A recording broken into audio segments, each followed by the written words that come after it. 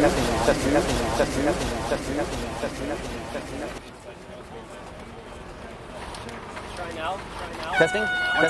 Okay, we're back. Sorry about the technical difficulties there. Spitting out blank sheets of paper, crunching numbers. And I'm getting all the title implication stuff wrong. Once again, in this round, there are people who can contend for world titles or are defending world titles. And one of those guys is V111 Ricardo Campello, setting up the first critical wave ride in this second round. Here he comes. It's an H Poco Bowl. He comes streaking in, fairly well powered off a clean bottom turn, sets his rail, gets a classic surfy cutback. The wave asks him to hit it. He hits it, and he just skitters in on his inside rail. That was really a good way to save it, Ricardo. And that's a first score. No two ways about it. He's on the board. And that's already better than much of what he did in that last heat. Backup wind, we have Laurent Guillemot on the green and orange.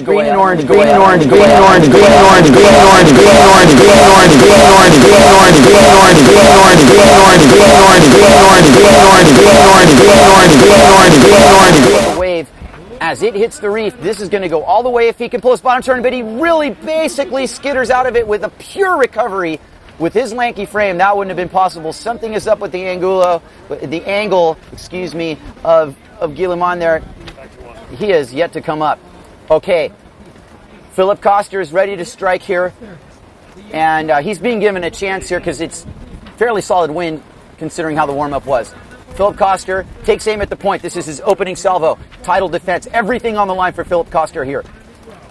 He times his bottom turn. He's looking at it. He's eyeing it. This is going to bowl up really nicely under him. Koster with a great bottom turn. One-handed aerial.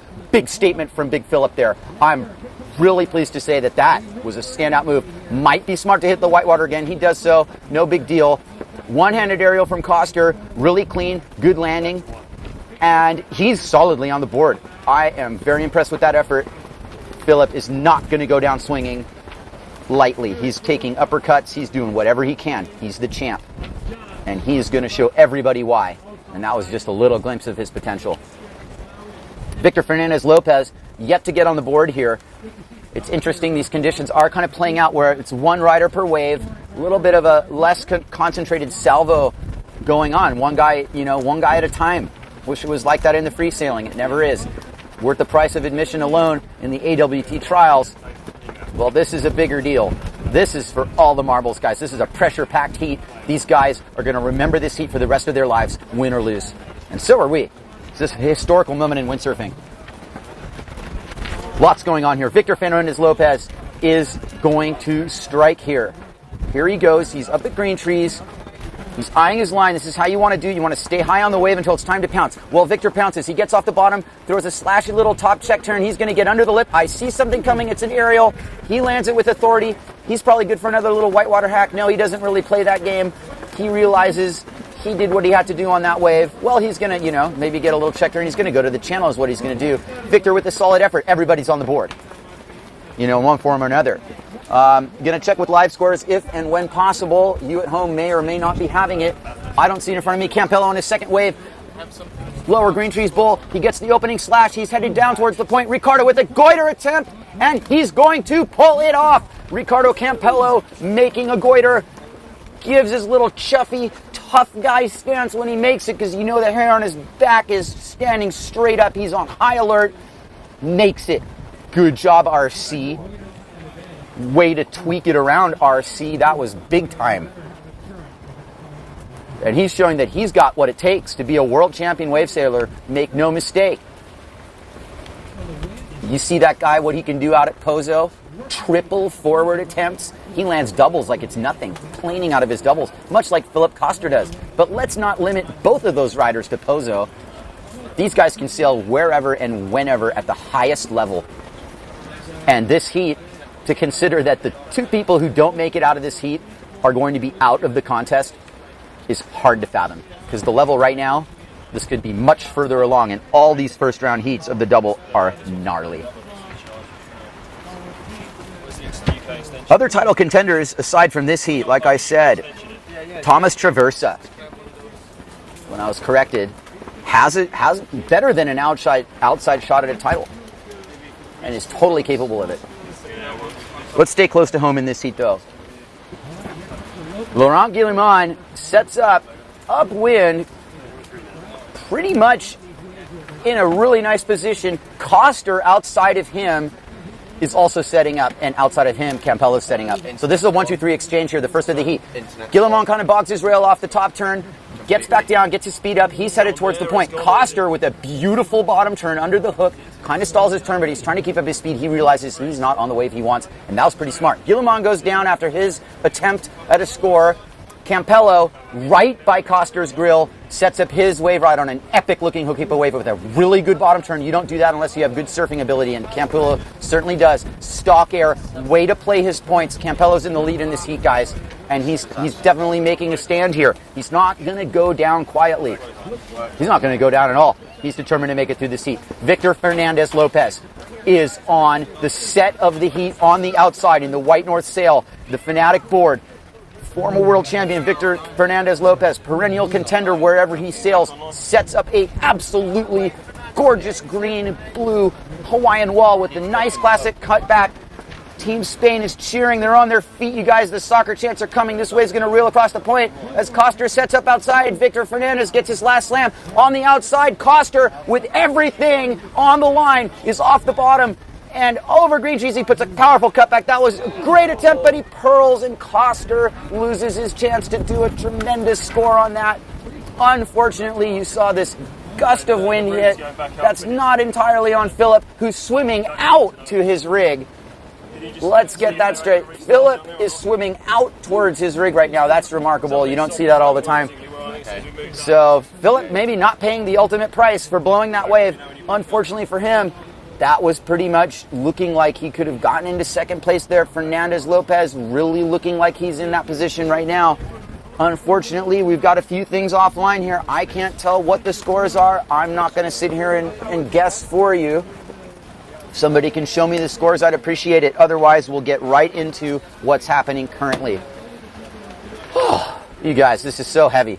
What a gnarly heat, and just the ultimate way to start this second round here of the 2013 JP Aloha Classic. I'm hearing from Rich Page. He's frantically going from corner to corner of the judges booth here. The scores are offline. Sorry guys, this is Hokipa. We're on Maui time. Sometimes, you don't get what you want, you get what you need, and at least you can hear what's going on, you can see what's going on, hopefully. And we will provide color for you. If you just chimed in, this is the first heat of the double elimination bracket for the 2013 JP Aloha Classic, sponsored by Nalukai Lodge.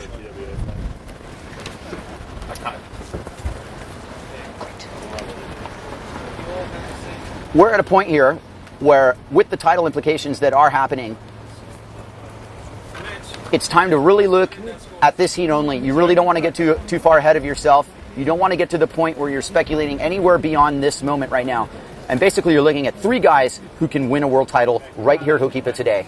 And it's a pivotal moment. Make no mistake, Ricardo Campello realizes this. He realized it in the first round. He knows what's at stake, and he's going to go on what is at least his fourth scoring wave in this heat, and he's done a great job in selection. Hasn't put a foot wrong there. Campello sets up a bottom turn, heading towards H Poco Point with a leg extended cutback, gets it all the way around, now starts dressing it up down low, gets a really good check turn off the bottom, loses his clue, and that's where we will bring in my companion, Jace Pontebianco, Poor Boys Productions, my right-hand man, family man, good friend, and good color. Here's Jace. Good morning, Kai. Nice to see you. Good to see you too, Jace. I need some backup here. My mouth hurts. I was talking so much there. Well, there's a lot going on the line here, so arguably a lot to talk about for sure. Lots to talk about. Let's just focus on this heat because we could really get lost in all the different title spaces and otherwise. I will just bring you, Jace, up to speed in what has happened in this heat. It's basically been Campello taking control. As you see Fernandez setting up here, I'll just summarize. Fernandez and Coster are kind of battling for second and third right now, with Coster earnestly defending his world title. Take me through Victor's ride, Jace. Here comes Victor down the line. He's setting his bottom turn, looking for a little bit of a lip hit. Bang, off the top. Oh, but he goes down in much the same fashion as Coster.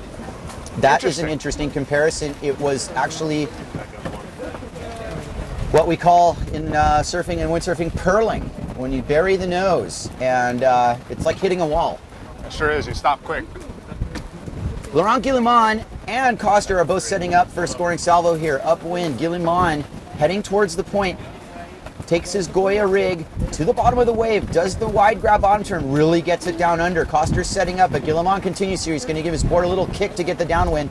You can see he's maybe setting something up, but he's really not. And Guillemot's satisfied right now. He made it through the trials, and you can tell that, he doesn't put himself in the same class of sailor as, a world title contender. Let's not forget that this is a Hokipa local here doing what he can. So that's going to tell you that it's pretty difficult out there. Guillemot's not necessarily winning this heat, but he's not capable of doing anything but winning it if he can just get his act together here with, the heat halfway over at this point. Okay, we're up with live scores. Much appreciated, Mr. Page. And it's the following. It's pretty much Ricardo beating everybody by about 2 points in first place. Fernandez Lopez in second, quite solidly. Coster's now at 6.4. Probably let that last score go. He would have been somewhere nipping at the heels of Fernandez Lopez had he not blown that wave. But he's in third. Excuse me, Guillemot's in third. I'm reading that wrong. And just by 0.2, Coster's in fourth. Well, if you look at the scores, you've got 4s and 6s and 4s and 7s, so, or 5s and 7s for Campello. So if Coster can get a big score, then he's right back in the hunt. True. Very true. Anybody with the low 4 is still in this heat. If you can post a 7, no question about it. Victor's in a position to better a 6 and take command of this heat. So Kai, what time is it right now? It's I'm looking at 12 noon, high noon here on my sundial, here on the beautiful island of Maui, best island in the world, voted 20 years straight in Condé Nast magazine. Noka Oi. Noka Oi. Say it again, and you know it. And we're really happy to share this with everybody out there. Big shout outs to all the people watching over in Europe, Asia, Australia, South Africa, Cabo Verde, my crew, everybody over there. All right, Eric Lucas, I'm going to answer you. PWA site has working scores, and I'm looking at it.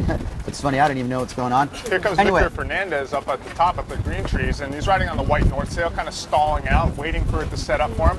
Be interesting to see how this wave lines up. Here he comes off the bottom, nice wide bottom turns. Got a bucket of spray off the top there. Here comes Victor. Nice goiter attempt, and he just can't quite pull it out and keep it on the face there. What did you see from that one, Mr. Kai? Well, what equates to basically a kick-out move, wisely so, at least for Fernandez, in the sense that he didn't do that on the first hit of that wave. Is he going to better a 6.2 or a 4.5? I kind of have my doubts about that. It serves as keeping someone off the wave, and if Fernandez wants to go, maybe this insider would be a good one, or maybe the one outside of this insider. But Campello, with his lineup savvy, has claimed it, and Campello merely padding his lead at this point. That's a good bit of strategy to keep him off that wave. Absolutely, he's done that much. It's a streaker from green trees down low. I think he's looking for the big finishing move. He gets an air to make the section, kind of stalls his progress, gets under the lip, throws tail. He's going to make that. Good ride for Campello, definitely just keeping himself busy. And Guillemon now on the outside. Nice top turn for Guillemon, showing some good surf style there. Guillemon kind of getting hung up on his turns as Philip Koster on an absolutely critical wave loses his footing, looks up. Unfortunately for Koster, I think that's a case of trying too hard. He's got nerves, He's frustrated, Kai. Well, he's frustrated. He definitely looked up, and the thing is, it's like he knows he's got time left. He might not know he's fourth in this heat.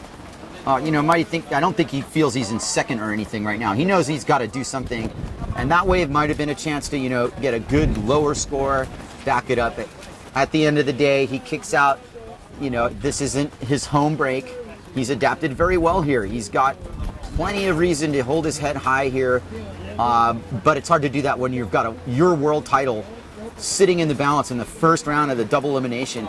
And Victor Fernandez Lopez just looks at Philip and S turns down what is going to be a very, very important wave in this heat. Victor Fernandez Lopez, wholly capable of turning this into a really, really big score. And he does the left fade into a deep gouging bottom turn, snaps it around in the hook, totally mimicking good surf style here. Gets it around again. You saw the board trying to pearl, but he had so much cutback momentum that just wasn't going to happen. Victor kind of gives this little cough like, okay, excuse me. That's going to be a good score for him, and what it's going to be is it's going to keep his second place solid. You think that's going to better his 4? It might. It was a good wave. Am I going to say it's better than a 4.05? Maybe it's a 4.10. I'm not going to get into the little nitty-gritty there. It was a good wave. Did the score already drop on that? I'm not sure if it did, but it was a 3.58 if it did, and I'm looking at that. I think the next wave is actually next score will be his score. Whew. Wow. So we got a little bit of a late start at it today, Kai. Were they just letting the conditions kind of filter out and get a little bit better? Tell you about a late start, Jason. I went out to warm up, and I got stuck in the channel again, and there I was in front of the rocks going, no, this is not happening again, guys. I'm going to sit there in the channel, barely made it out. It's really tricky wind. It's just started picking up. It's threatening to get a little windier as the day progresses. Philip Koster. Here and now is what matters for Philip Koster, sponsored by Neil Pride, Starboard. This is a big spot for him. This is a big spot for him, and he redirects his turn. Philip Koster is going to take aim at the slip, and he's going to have to go big. And he goes for the goiter, and he's going to go around, but he's not going to make it. And Philip Koster shows the fundamentals of competition, you guys. You've got to give the judges something to work with. You can feel like you've got the weight of the world on your shoulders in terms of having to make up a lead. Sometimes when you get behind in a heat, you don't even give yourself a chance to be conservative and get the mellow scores because you've been playing catch up the whole time, and that's kind of been the story with Koster. Meanwhile, on the other side of that equation, Jace, take me through my man RCV1111. Ricardo Campello, he really has a nice little wave setting up for him. He's stalling at the top of the green trees, just waiting for it to line up, and I see a good tail on this one, so I've got some hopes that he's going to be able to get the end-bowl maneuver if he gets on it. Here he comes down the line now. Real lot of speed for Campello, but he kind of bobbles on that bottom turn. Little too much speed for Ricardo off the bottom, totally inconsequential. Here comes Victor Fernandez-Lopez skipping off his bottom turn too. I'm going to take notes on that, guys. That's really not what you want to do. You want to dry it out a little bit more and make sure I don't make a turn like that in my heat. Anyway, Victor kind of checking his situation too. He got a 5 on that wave, so it was better than that 405. He's still in second position at 11.22. But he's creeping up a little bit. He's creeping up. He's one big score away. Meanwhile, Philip Koster, at this point, 2 turns and a forward off the lip is going to be what it takes. He's capable of it. Let's not call anything too prematurely, but here's a nice looking open point wave for Koster, who dashes it vertically and absolutely falls apart. And you know what? That's not his fault. He gave it a good stab, and Philip's going to come back better and stronger here. He might be on a bit of a big sail there, Kai. It's a good assumption to make. Philip's on big equipment to keep himself competitive. He doesn't want people running circles around him. Well, the wind is increasing. The wind is picking up. Minutes. The apparent wind's picking up, therefore, and if you find yourself in a really big rig, take note. You might not want that. Guillemon turning across the face in third position. One huge score away. We know what he's capable of, but unfortunately, he's also capable of bogging his rail, apparently. Maybe he has to retune his gear here. Here comes Campello on a beeline to the point with a head of steam and a good lead in this heat. He can do whatever he wants, you guys. And he goes for the classic surfer redirect around the cutback. Fernandez-Lopez behind him. These are your 1-2 sailors. Ricardo going a little air mattress on that one. No big deal. Victor Fernandez-Lopez right in front of the photographer. Cracks a lip. Good open air with the head bob. He's going to get another hit. Maybe not. Victor, you sailed a good heat, buddy. That's a good challenge here. I think he's really made himself aware that he's going to make it through this heat, and it's a good feeling, you guys. You're not 1-2 and done in the Aloha Classic, and sometimes you just find the right waves and the mana comes your way. And there's no 2 ways about it, you guys. So Hokipa can choose you or lose you. So the top 2 out of this heat will advance to meet up with Alex Mussolini and Ross Farreau in heat number 20. And talking about world title implications right now, I can start making assumptions. I can say the following. Barring a miracle, Philip Koster's not going to make it through this heat. Okay? And let's give him a chance. It's not over yet. The door's wide open for a world title, you guys. How much time is left? It's coming down to the end here. We're definitely coming down to the end. We're 1 minute left. So I need to know these things as Guillemon goes for a 360. Philip Koster has a set wave. I mean, nail biter, guys. Koster needs to go on this one right here. And he knows it. And he's going. And he's committing to it. And I think he either heard me or he realized he's got no time. This is the one wave that's going to do it for him. I'm calling a forward off the lip attempt here. He's going to get a full head of steam and beeline down the line for it. Or he's gonna actually turn tail and not go. Philip Koster, our world champion, for 1 more minute here because he's not advancing out of this heat and he's not going to keep his title. And I feel for you, Philip, and keep your head high, buddy, because you're an outstanding sailor and you're going to come back here and do exactly what you need to do. I'm baffled that he wouldn't have at least tried something. There was really nothing there, Jace. I can't fault him for that. He went out and he gave it his best, and I'm going to give him 1 big pat on the back for that. We really appreciate all 4 sailors putting everything on the line to make it happen. And that's your heat, you guys. Advancing will be Campello and Fernandez-Lopez and Philip Koster. You guys, here's the bottom line. There's going to be a new World Wave Champion crowned at Hokipa today. That's a certainty. And it's not a bad thing. And it's not a bad thing at all. And Hokipa has decided that it's going to play into this. Well, apparently Koster's got a staph infection as well that might be playing into some of his performance. And that's a nasty thing to have. We have all dealt with injuries. And Koster, we wish you well. Once again, props to you for showing up, giving this your all. I don't really think that it's really a sense of anything but high level of suspense. I don't feel relief or anything, but just the level of suspense on this is just awesome. As none other than US 1111 Robbie Nash, which there's just a great feeling when I see him out in this contest, Jace. I'm sure you feel the same. We won't get glued on him any more than the other sailors in the seat.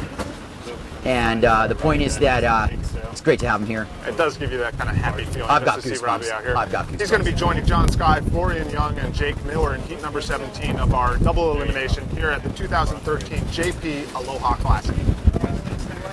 What a heat that was. What a heat that was. And basically, let's just keep this alive in terms of the world title race. Coster is not going to be a world champion this year. Fernandez Lopez Campello still got a shot. Sailing across our screen in warm-up mode, there's Thomas Traversa, who is definitely still in title contention. Didn't quite get to his name, but he's in my heat. He's a gnarly French guy. That guy's an all-time shredder. Well, that ought to be interesting. All-time shredders in this next heat. That'll be interesting to see. John Sky, Florian Young, Robbie Nash, and Jake Miller. No title implications here, but plenty of bragging rights. Yeah, I mean, you got a hooky but local, Jake Miller, who's been over here the last couple of years. And obviously Robbie Nash been here forever. This is Robbie Nash right on the horn, setting up at Green Trees, riding the pink Nash sail as always. Kind of S turning off the bottom. And nice looking little setup here for Robbie. Let's see what he can do with it. Here he comes up off the top, good bucket of spray right in front of the photographer. Bottom classic, bottom turn style. A little bit squirrely on the lip and he goes out the back. Wave kind of closed out there, so we're gonna head it over to... There's Flo. Flo's Young with John Sky behind him. And this is a 1-2 puncher. Flo Young made a really good goiter in his heat in his first round, didn't he, Jake? Yeah, and he had nice speed through that first whitewater head. Flo Young throwing that, yeah, he's throwing that gun sail right up critical. John Sky upwind of him and Jake Miller outside of him. This is a huge salvo. Everybody's on the board. John Sky off the bottom. Kind of quirky a little bit, set up turn more than anything. Gets the air on the inside. Nice. Skyboy's a gnarly charger. I really like how he sails. He can make a heat, that's for sure. Here comes Jake Miller all the way up at Green Trees riding on the Goya sail. Nice first turn, and here's a good aerial. That's a nice wave for Jake. Jake Miller getting applause from the people on the cliff. That's what we want, you guys. Anybody can aspire to win world titles wherever. You get somebody clapping for something you did on the cliff, that means a lot, let me tell you. You get fired up here in the crowd, and Jake Miller's got the crowd behind him as he bashes the whitewater a couple extra times. Kind of windsurfing's version of the Huntington Hop. Well, you got to do what you got to do, Guy. I mean, there's no holds barred when it comes to winning a heat. You got to know what you need. I mean, obviously, you got to know what you need. And a good 3-turn wave with an aerial for Jake at the beginning of a heat is a great way to start it. It sure is. Speaking of that, Robbie Nash on the outside looking around for his next scoring ride. He got a 4.57 on his first wave, so he's in first position right now with Flo Young in second, Jake Miller in third, and John Sky in fourth, but then we're still waiting on scores. We're waiting on scores for Miller, and Miller's in first place because that score has dropped. It's a 5.25. Miller over Nash right now. Awesome. How do you think this feels for Jake? This has got to be a giant moment. Aloha Classic against Robbie Nash. Jake Miller is in rarefied air, you guys, and for somebody, you know, cutting it through the rungs like him, this is a sweet reward. Jake, another one of the local guys who made it through the trials. No mean feat in itself. An absolute warfare to get into this main event. Robbie Nash using his champion's wild card. Jace, I'm going to give this to you again. Robbie Nash is upwind of something, and he has his eyes glued on something. Yeah, he's looking to backdoor this one and try for his good aerial. So he's kind of coming up over the flat spot here. He's looking to set his bottom turn, classic style. Good gouge off the top for Robbie Nash, and we'll see what the rest of the wave leads to. Second good turn, and see if he can get up under the lip for the third. Kind of does, but kind of bobbles, and able to pull the sail out of the water. Here comes Flo Young, same as last time. Aerial off the lip, kind of skizzly style, but he makes something happen. And outside 1-2, here comes John Sky and Jake Miller. Jake's on the best wave of the heat again. John Sky riding on the RRD rig, kicks out, doesn't like what he sees, and Jake is all the way up past Green Trees now, riding on the red board with the Goya sail. Jake Miller all the way upwind. And Told me to come. To speak. Even better. absolutely, please, Ricardo, I'd love to talk to you. Ricardo, we got a good wave here from Jake. We're going to give it Jake to you Miller after that. giving it his all through there. I'm going to have a little word with V111111 Campello. Give me a bump, bro. That was an awesome heat.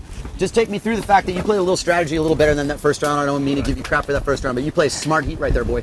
Yeah, well, the first heat of the event was again myself. I had a really bad wave selection, and you know I couldn't get through. The wind was super light, and the waves were coming very slowly, and I selected the worst waves of the heat. But was a bit upset about that. But this time, you know, things came through. But there's still a long way to go, and you know. I had Philip Coster in my heat. He was fighting for the world title together with Victor and right. So maybe Ricardo, myself.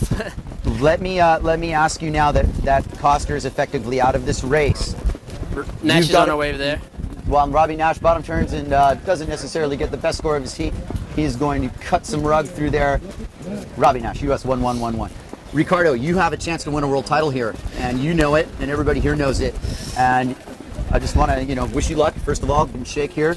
And it's not decided yet. There's a lot that needs to play out. But that's the first step. That heat's the first step. Now I got nothing to lose, which is good. I mean, I depending on what the other guys do, I can probably maybe win, but I have to do really good. And almost a goiter there for Flo. My bookie in Vegas called after that heat. You just went back to 3-1 odds, and so I got to talk to him and see if I'm going to put any money down on you. I got to get ready for my heat, guys. Okay. So I'm good luck. You can stay right here, Ricardo, All right. and Jace will take over for me. Okay, I'll try to talk. about- There's John Sky in a wave there. Nice wave. Nice first turn. Nice little snap. The wave it's hard out there. The conditions it's much better than in the warm up. But it's fun. It's much better. I was worried because I was sailing and the wind was super light, and the waves were a bit choppy. But when they started, the wave got a little bit better and the wind picked up a lot. So it's good too. I had a bit of release on when I saw the conditions before the heat, because I didn't want to do it if it's really bad, Well, nobody wants to compete at Hokipo in less than stellar conditions, Exactly. obviously. So, Ricardo, that was a great heat. We're glad to see that you advanced. Best of luck in your title hunts. You want to call us through Robbie Nash's next wave? Yeah, Robbie is a legend, I hope I don't get him on my next heats. But he knows the spot. He knows which wave to select. He has his classic style. Nice turn. And yeah, I mean, he can be on the top guys for sure. That was a good second hit there. Yeah, he can. Nice aerial there for, who's that, Jake Miller? Jake Miller on the Nice outside. aerial. Oh, I didn't make it. Can't quite link that one together, but we'll see what happens in the rest of the heat. I believe in momentum, and as far as that first heat goes, man, you really sailed great. You picked off all the best waves, and you looked on form. So Yeah, in the beginning of the heat, I was a little bit nervous. Oh, there's Flo on the wave, and he went for a goiter and kind of behind the wave. Yeah, and I had a bit shaky before the heat. For some reason, I always get shaky when in the transition. But as soon as I saw nice waves coming, I just said to myself, you know what, I'm just going to relax and just have fun. I got nothing to lose anymore, and just going to try to select the good waves and do what I know, And hopefully I can keep on going. There's still a long way to go, and there's still a lot of good guys. It's only the first heat of the double elimination, but I feel good, and that's important. The condition looks to be improving. yeah, and speaking of that, here comes John Sky on the outside on the RRD rig, real colorful rig. Got a little aerial section if you can get to it. Here he comes. Little pop aerial for John, and on the outside we're seeing Robbie Nash setting up for a much better wave, it looks like. Nice turn for Sky too. Yeah, nice turn on the end bowl, but here comes Robbie. If he can get out in front of this, there's a good spot for him. Oh, but he gets closed out. 1 second late here, you can, even half a second late here, you just mess up a whole wave. Yeah, and here comes Flo Young on the outside on the RRD board and the gun sail, driving it off the bottom.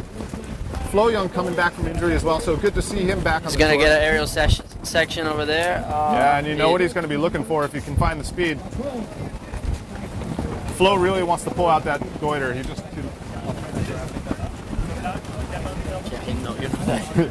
Okay, I'm going to go rig my 4.5 because the wind looks to be picking up. All right, well, so you heard it here first, folks. That's Ricardo Campello advancing on to the next round along with Victor Fernandez Lopez. So congratulations to you both. Here comes Jake Miller, nice solid off the top, but he blows out the tail and he loses his foot out of the strap. So I'm Jace Pontebianco from Poor Boys Productions here with you at Hokipa Beach Park on the island of Maui. We're 2 heats into our double elimination at the 2013 JP Aloha Classic. Right now, currently in first position is Robbie Nash, in second, Jake Miller, third, John Sky, and fourth, Flo Young. On the wave now, this is John Sky riding on the colorful sail, driving it off the bottom, good solid off the top.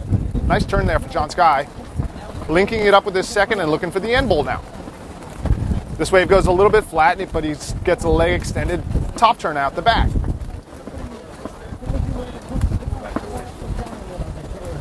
We're sitting in the judges' table, all the way left side, down by the rock pile at the infamous Okipa Beach. I'm sitting next to Rob Funk, the man, the myth, the legend. It's good to be sitting next to you and watching the Aloha Classic again. Well, thanks, Jake. Glad to be here.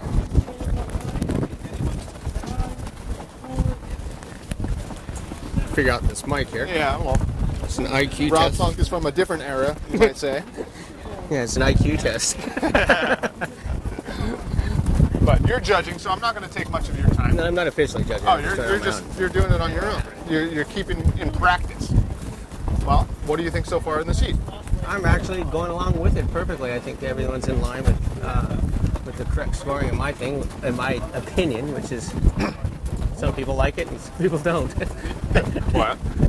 Opinions are like what? Yeah, everybody's got them. Anyhow, so here comes Robbie Nash. He's taking a sniff at this wave. We'll see if he decides to get up over the hump and really commit to it. To me, it looks like he's going to. I don't think so. No, he is. It's gonna be a. No? No, I didn't think he would. It didn't seem like the type of wave he'd want. It didn't seem like the type of wave anybody would want, but it does get you upwind, which is important. And the conditions seem to be changing. The wind seems to be increasing. We'll hope that the waves follow suit. They're scheduled to. They're scheduled to. Somebody please make sure that the waves stay on schedule. Here comes Flo Young. Well, Young been trying the goiters. He's been trying that move. He knows that it's the best scoring aerial maneuver he's got, so he's looking for it. But this wave is just definitely He not looked gonna like he happen. dug his rail on that first one and then slipped out on the second. So you're watching the second heat of the double elimination. We've got John Sky, Florian Young, Robbie Nash, and Jake Miller. The best two out of this heat will advance to meet Marcilio Brown and Jules Donnell. Currently, Robbie Nash has got a 5.5 and a 4.6. So that puts him in first position. Closely behind him is Jake Miller. Jake's a local sailor here at Okipa Beach Park. Good guy. He's got a 5.25 and a 4.25. So he really needs that second score. Rob's got a good wave off the end ball here. Well, it's hard to tell what's a good wave. I've called it wrong a couple different times. Well, for today, it's pretty good right now. At least late hit on this and nice floater back into the section. That was a good move for Rob. A late hit again. Yeah, that set up nice for Robbie. Yeah, he The did. first turn was so late and committed that he was able to kind of wrap around and get the second one in a nice position. And here comes John Sky. He's got some real good speed, looking for the goiter. Here it is. And he's right out in And he front makes with it. it. And but he's he down. boggles the landing a little bit. He's bumming. That's awful because he had it there for a second. It'll be interesting to see what the judges say about that. That was a good maneuver for John Sky. We'll see if he'll be able to push his third place position with that score. I like how Rob, after the wave's done, even in the small whitewater, he still finishes off the wave until he feels like it's over with, and then it'll come back out. It's kind of like how surfers do. They got to finish it all off. Well, yeah, and Robbie's been the king of that over the years. Able to put together a show. Everybody likes watching Robbie Nash sail. There's no doubt about that. It really just doesn't feel right when you're out of Hokipa and Robbie's not out there, you know? So.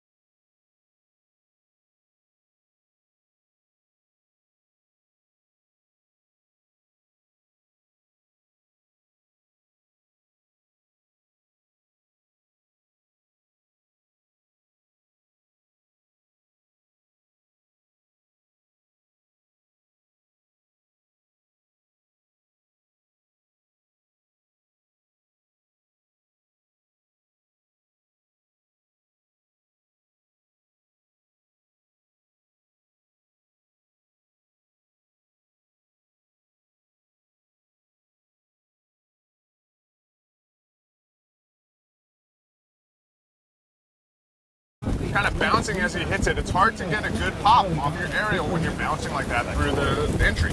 Well, the swell's so west, and that's what makes it really bumpy like this. Also, usually we have a riptide that develops on a really west swell, and that, I think it's starting to, I can see it out in the channel right over there to the left. So here comes Jake Miller with Robbie Nash on the outside. We've got under a minute left, so this is basically last licks for the boys. Jake's got another nice wave. Look at this. Jake is just killing it. Yeah, picking off good waves. Jake Miller riding on the Goya rig with the Quattro board. Here he comes. Setting his bottom turn now up under the lip. Here comes Jake Miller. Nice aerial. Landing in the flat. A little bit of a hard landing. Nice whitewater floater. A little whitewater climb. You like the finishing of the wave. Here comes Robbie Nash. Big top turn. And he's got a big open face sandwich. Here comes bottom turn style.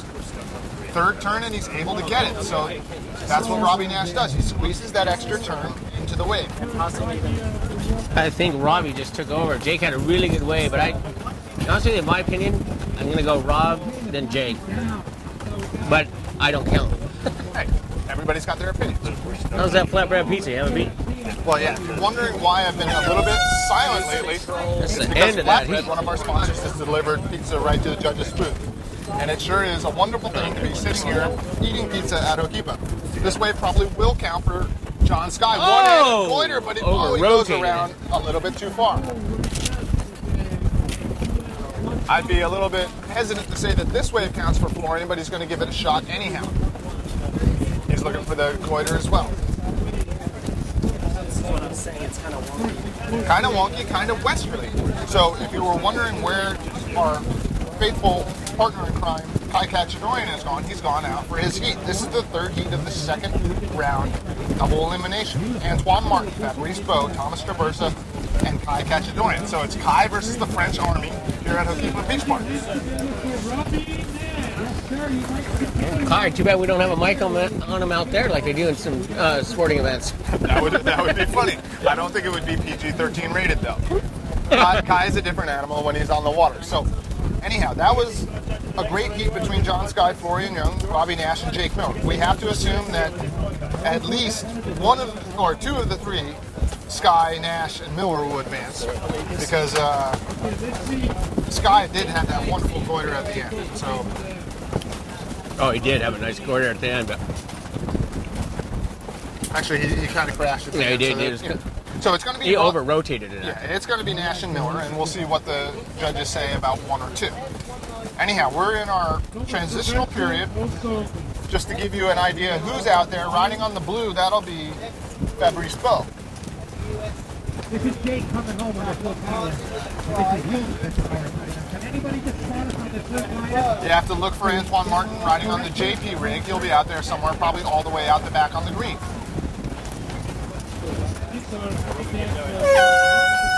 Kai Cachadorian, as always, will be riding on the Simmer rig.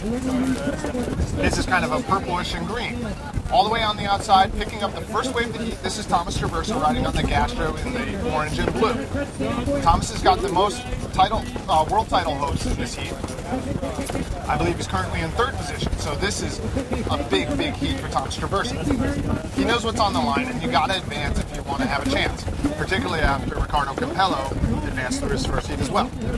So here comes Traversa, kind of setting up for it here, going around the photographer, over the bumpy section, really bumpy there, but still able to make an aerial. Probably not going to get all the way around to the end. And he did. But he does, and he makes... And he slid out and got too much power on that one. And here's Kai Cachadorian looking for his first wave of the set, kind of swiggle turning. Here he comes, Nice set up for a bottom nice turn, spot, good. nice aerial, but not quite able to get the open face for the second turn. So two kind of matching waves there. Kai Cachadorian and Thomas Traversa scoring first.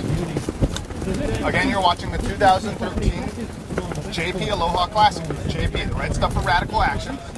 Here comes JP rider Antoine Martin. I have to say that this guy's become a favorite of mine. He is unpredictable and reckless, and I like that about a windsurfer. Here he comes. Guaranteed that he's going to go for something big. Oh, speedy aerial. Like a double bump. Little double bump.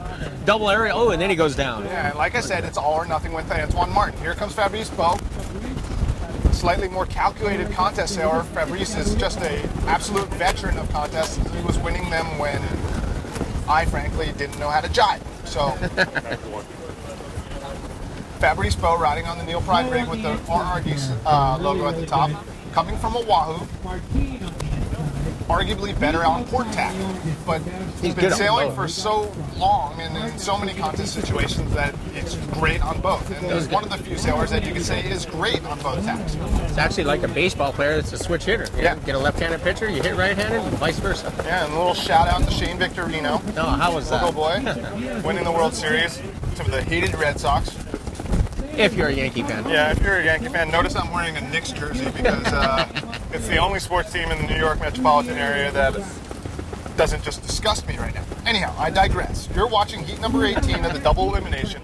Antoine Martin, Fabrice Bro, Thomas Traversa, and Kai Cacciadorian. Now, in that first transaction of waves between all the four guys, I thought Kai had the best actual ride of anyone so far. Not by much, with Traversa in second, Bow in third, with Martin. If he had landed at one end, he probably would have been leading the heat. But that's just me. I'm not official here. Well, I would probably switch Traversas and Cacciadorians, but You don't hear me like this. anyhow, it's close. See, what I liked about Kai is as we got Antoine up right now, Is this Mopsy? Antoine Martin looking for a big section here. Goiter off the lip, back out in he's front. going to pull that off, maybe? Oh, and No, he's going to do gonna pull it. it. He's going to do it. Oh, come on now. He's not going to do it. Oh, it's so hard when the mask gets dug in. Here Yeah, comes Kai Kai Cacciadorian Cacciadorian, all the way beautiful up the green wave. trees. Beautiful wave, aerial off the lip, just doing it with precision. Race. And beyond him is Thomas Traversa. Maybe a little bit of a bigger wave. Thomas doing the same sort of turn up at the top of green trees. Here he comes down the line now. Solid bottom turn, up off the top. That wave closed out as well. So both of the waves for Kai and also Traversa closed out. Here's Fabrice Bow out on the nice outside. That was a real critical turn because he went where the wave had already broken. Here he comes now looking for an aerial section. Bang, there it is. Fabrice Bow. That was a big score for him. Yes, it was. So that was probably the best scoring wave out of the three. Probably the best scoring wave of the heat so far. Yeah, that was a good wave for Fabrice. The top two will advance out of this heat. We'll meet Kabeo Hugon and Masahiro Motohashi. Another one of Kai's favorites.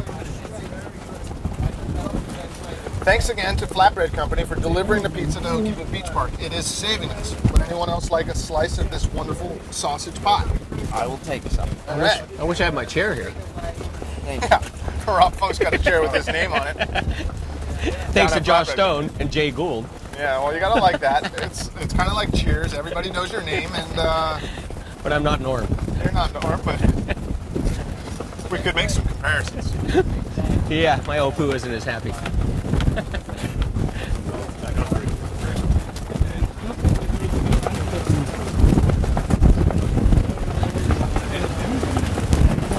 That little happy Opu references to in Hawaiian, your stomach is called your Opu.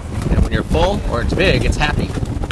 We have a wave break on the west side of the island called Happy Opu as a delicatessen that was there years ago, and that's how the name of the wave got its name was from the Happy Opu delicatessen. Classic. You have to be here a long time to know references like that. On the outside, here comes Thomas Traversa riding on the blue and orange gastrosail. He's riding way upwind, Yeah. Rob. I wonder what this wave's going to do. It's holding up for him. He's going to have to race now. Yeah, he's a little bit behind it. Got lots of speed here. He's setting his bottom turn up under the lip, looking for the big aerial. There it is. Beautiful aerial. Nice projection out in front, right in the spot for the second one, and over the whitewater spot. On the outside, that is Kai Cacciadorian. Classic No, it aerial. isn't. That is not Clyde. Oh, sorry, Antoine Martin. Excuse me. All right, so a good aerial from Antoine Martin out the back. Kai is left with the scraps. I'll be interested to see if he even gives this one a sniff. It's a little bit of a whitewatery wave, but still kind of smooth, so he's going to go all the way down to the end. Here comes his aerial, up on the foam ball and kind of bouncing it back in. Kai Cacciadorian riding on the simmer rig. How much time's left in this heat, Rob? We have just 13 minutes and 30 seconds left. Plenty of time. Plenty of time for all.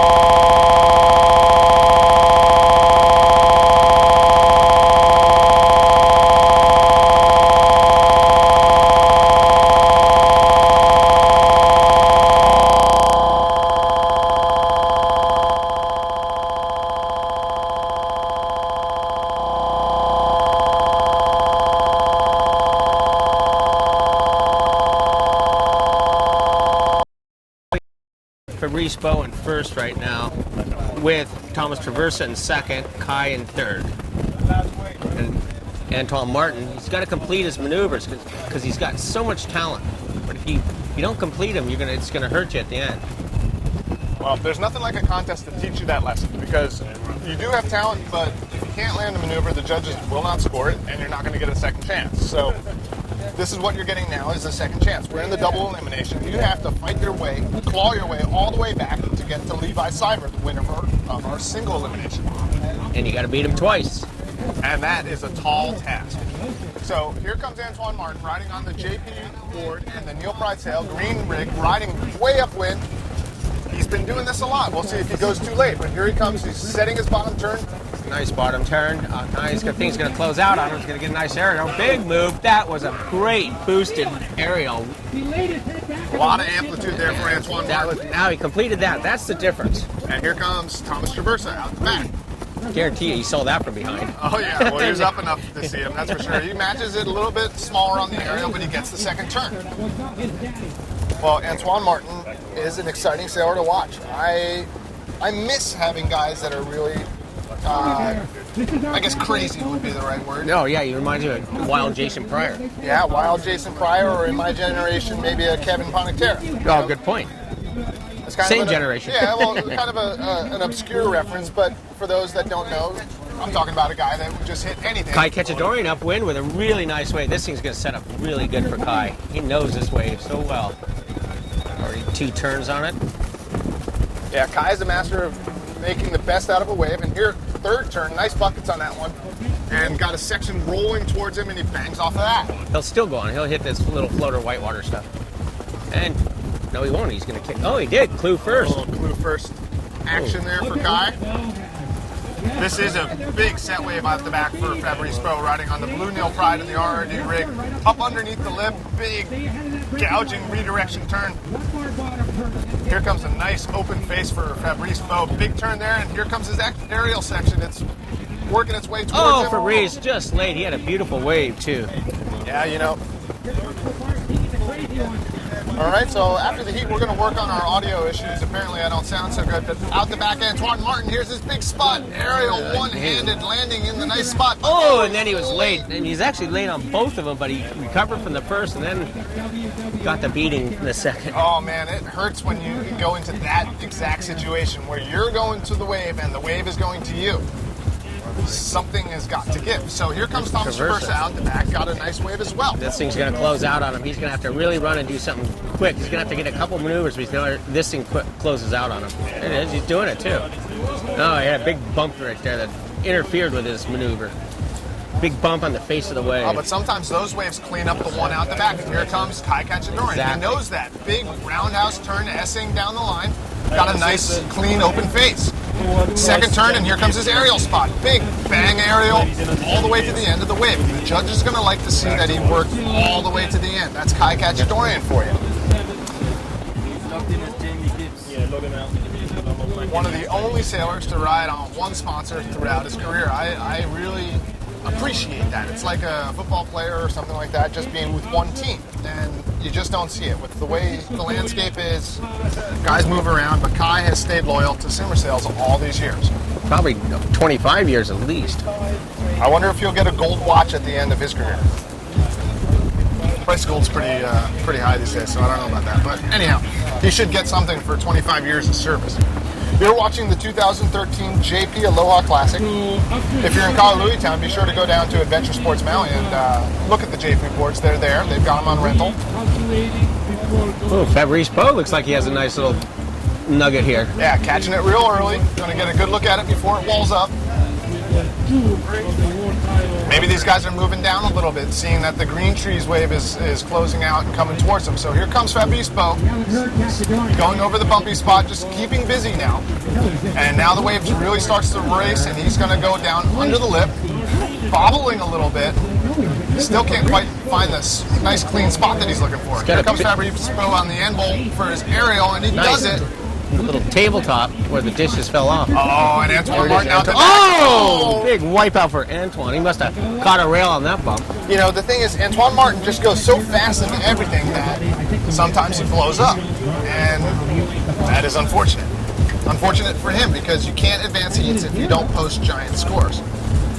The scores that we're seeing today are in the kind of 4s to 7 ranges. We haven't seen anything really above a 7. We're not on the electronic scoring right now, so I can't give you official results. But it sure seems to me like the score ranges are kind of in the 4, 5, and 6s. I agree. The results, obviously, we got a very tight judging window here. So Getting down to 7 minutes left in this heat, too. So these guys are going to probably step it up more on bigger waves because they know they're coming down toward the end. They've got a bunch of wave scores that they can probably try and boost up a little bit by going for bigger maneuvers. Toward the end, you just want to top it off. Well, like we said, everybody's got at least 2 waves under their belt, so they have their scores. They're able to kind of let it loose a little bit. On the outside, that's Thomas Traverso riding on the blue and orange caster sail. He's first. Behind him is Kai Cachadorian. Thomas setting his line now. Nice early top turn there. And aerial off the lip for Thomas into the flats. A little bit of a wheelie spot, but he might be able to get one more out of this. Nice wave for Thomas. All right, and then Kai Cachadorian out the back.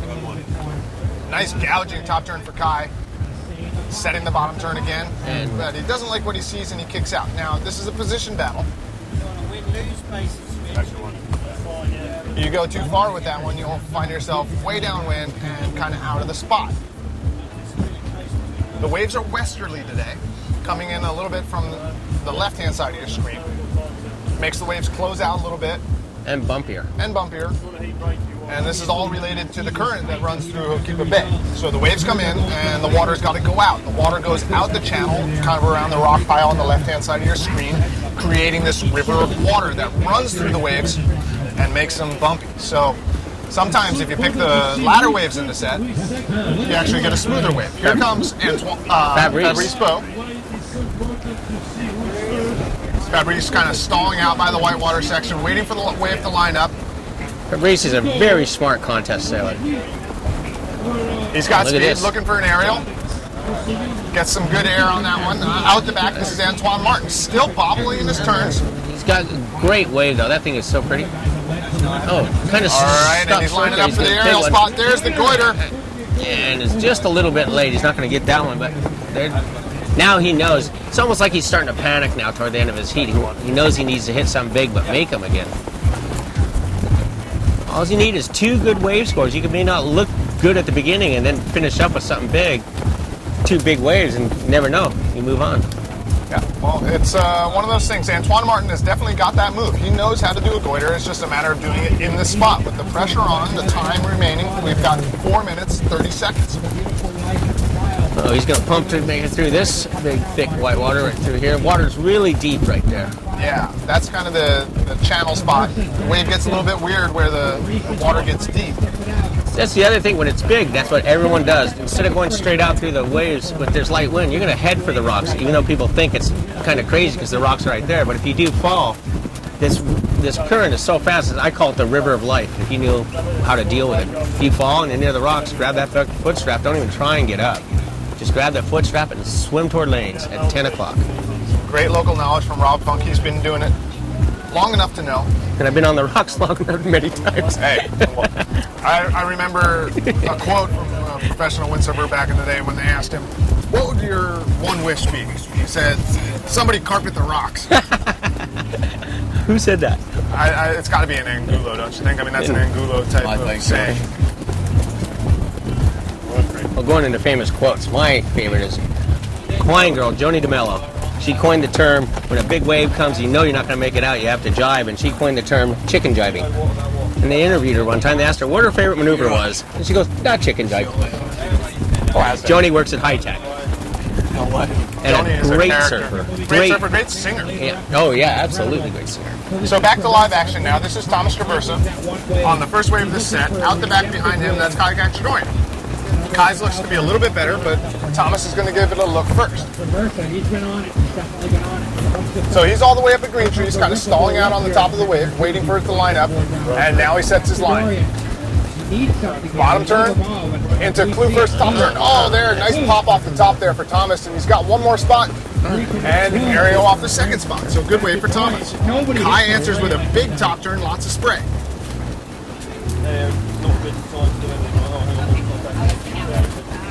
And Kai's second turn is an aerial. So out the back we have February's Bow riding on the Neil Pride rig and the RRD board. Kind of bouncing around through his turns. It looks like he's riding a little bit of a bigger board. He is on a bigger board. One-handed, sort of quick one. About 2 minutes to go, Rob. And how does your scoring look? I'm looking at, be honest with you, I got February's first and Kai second, and Traversa third and Antoine fourth. But that's just my score. And those are unofficial scores, but Rob definitely has an educated eye. He's been doing the judging thing for quite a long time. You're watching the 2013 JP Aloha Classic. JP, the right stuff for radical action. We've got a JP rider in this heat. Out the back, that's Antoine Martin. He's been having a tough go of it. He's got all the potential in the world, but he's just got to keep it together. He's trying to be JP. Yeah. He might be. JP not with us here today. He's in Mauritius. I'm sorry to hear that, JP. All right, so here's Antoine Martin. Kind of setting it up. You know, he's really only looking for one thing. He's head hunting now. Here it comes. One-footed aerial for Antoine Martin. A little bit of a cheater one, but boy, did he do it. And a little top turn to end it off. So I don't know what that'll do for his scores, but he stayed on his feet. That's a big start. Out the back, Thomas Traversa.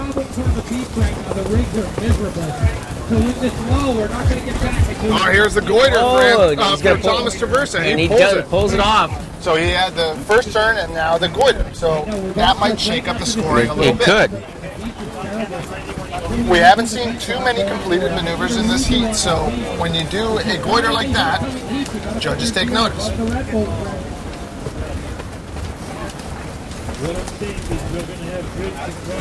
Okay, down to our last 30 seconds. So you got Kai upwind, heading up toward middle rights, or as some people like to call it, green trees. And you know Kai knows exactly how much time is left. Not much here, so under 30 seconds. Solid top turn for Kai, but this is a very small wave. He's going to ride it all the way to the beach. He's going to ride it to the beach. He'll probably come back and join us after seeing his lovely wife and child. We're going to go to commercial break. You've been watching the 2013 JP Aloha Classic. We're going to fix our audio issues. That was the horn and the end of the heat. And we'll be right back.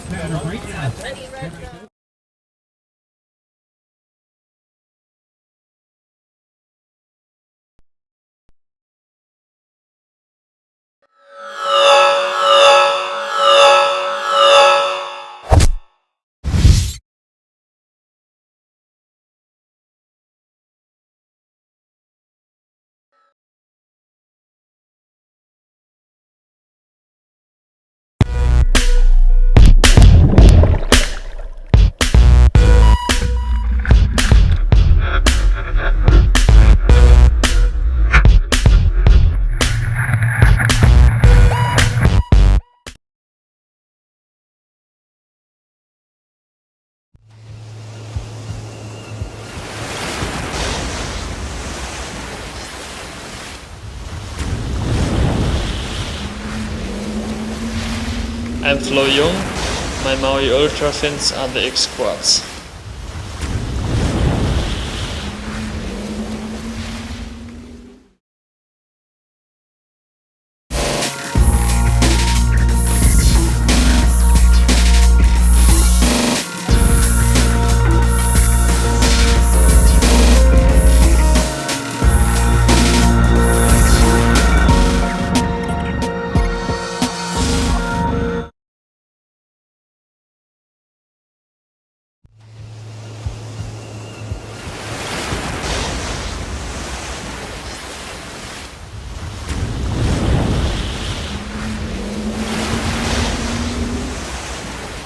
I am Philip Koster. My Maui Ultra fins are X-Twins.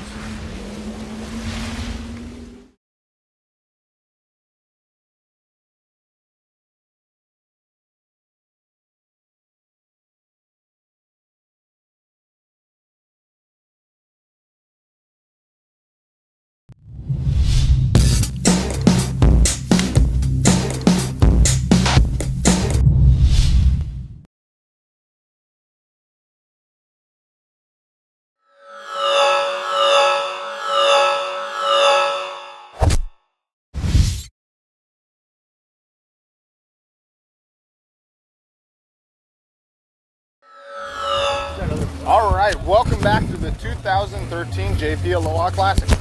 I'm Jace Pontebianco, Four Boys Productions, here with Kai Cachadorian, still dripping wet. Yeah, that was good fun out there. Tough heat.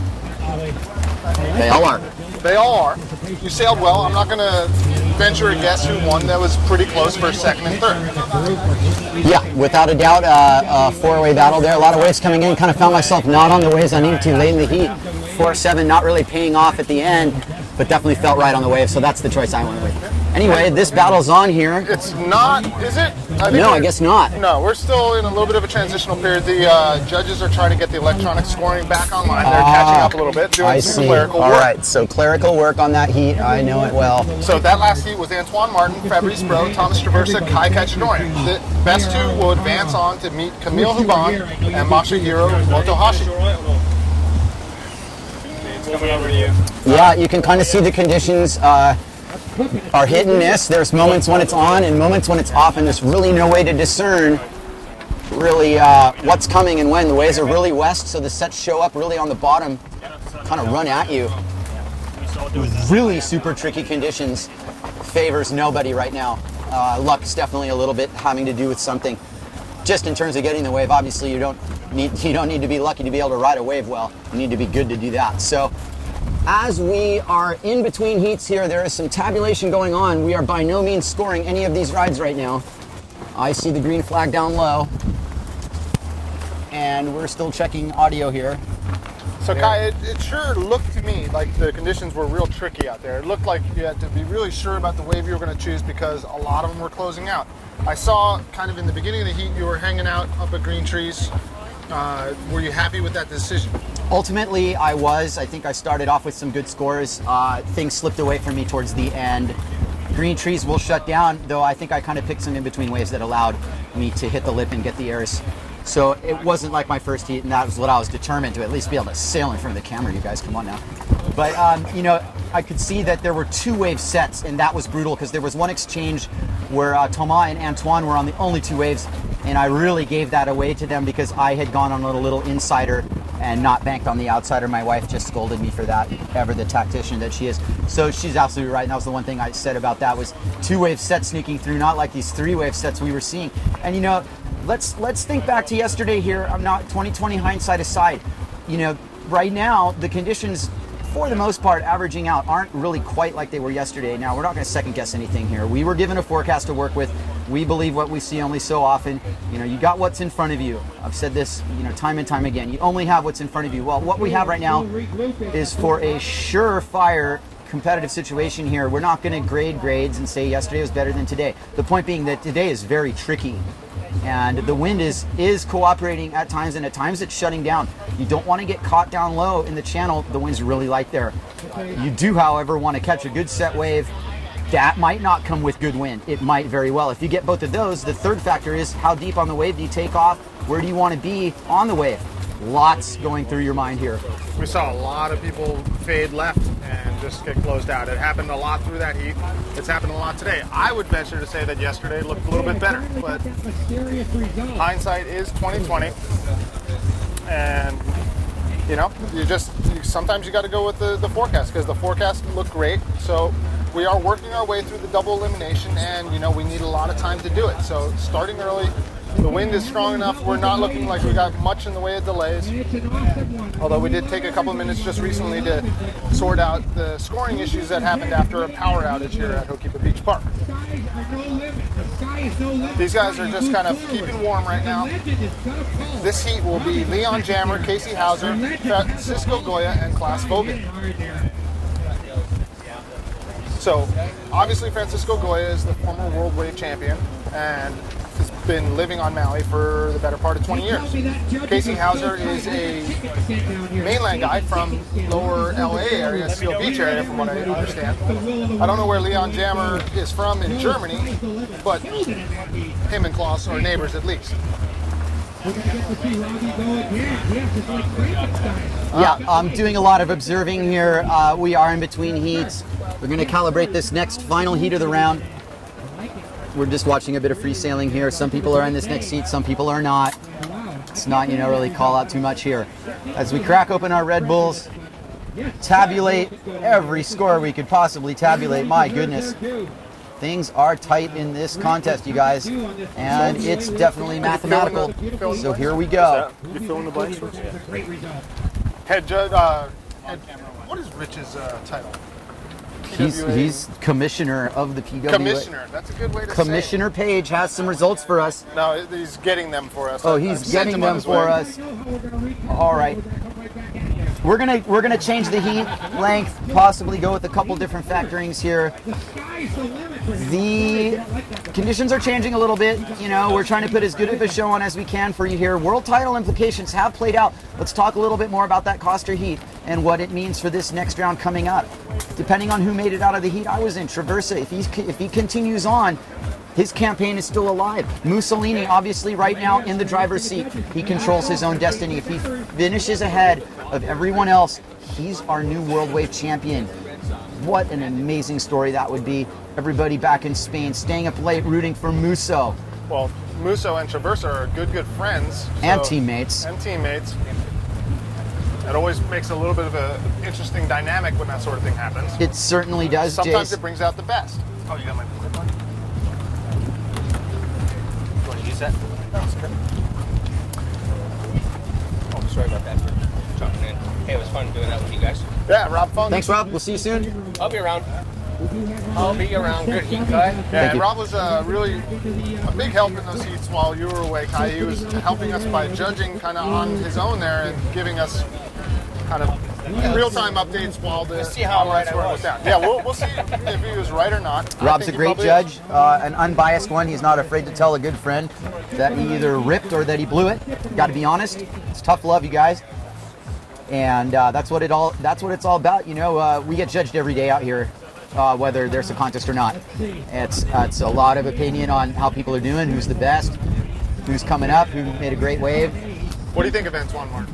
Oh, I have nothing but high praise for Antoine Martin. The kid comes to play. He's one of the bright new faces on this tour. He's fairly versatile. He's definitely a threat in most conditions. I was certainly not taking him lightly, and I could kind of see he had me eyed out pretty closely too. I consider him a friend and a really, really top-notch sailor. So you've known him for a little while? I've known him for about a year, maybe a little bit more. What's his story? I believe he's from Guadeloupe. He's got, you know, he's come to Maui before. I know I'd seen him before last fall, and he's just, you know, he's an up-and-coming young sailor who's got a lot to play for here. He's made a very good impression on tour. He's kind of our newest blood top rookie on tour, if you know, not counting Leon Jammer, who might not really be the rookie anymore. And he's nobody you want to draw any heat at all.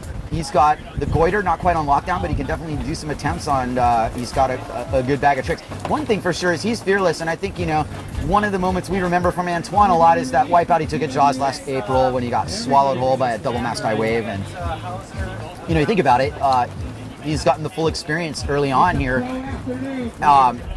with the full Maui photo shoot spring. Goes to Pozo, you know, not quite in the running there, not one of the top finishers, certainly made a really huge impression. Antoine Martin, you know, had a really good opening campaign on tour. And this is not going to be a scratch for him either. I saw him get some great waves in my heat, and I don't really know what he did with them. You can tell me. I certainly know that he can sail Hookeeper really well. So he crashed and burned a lot, but it was always interesting to watch. And you can see the potential there. And that's one of those things that you don't see with everybody out in the water that's really kind of a rookie at Hookeeper. You know, Antoine Martin has not been here a lot. He's been here a little bit. So it's really nice to see somebody that's got a high ceiling like that and not afraid to go for it. This is really interesting, Jace. I mean, I'm not going to say precious time is wasting here, but we are watching guys getting rides. The judges aren't judging. We're sitting here talking. Fill me in a little bit what's going on here, please, for everybody home. The generator crapped out, and it caused some snafus with the electronic scoring. So all right, that's kind of the root of the issue, and they're just looking to have all guns blazing as we go on into the double. Got it. You're watching the 2013 JP Aloha Classic.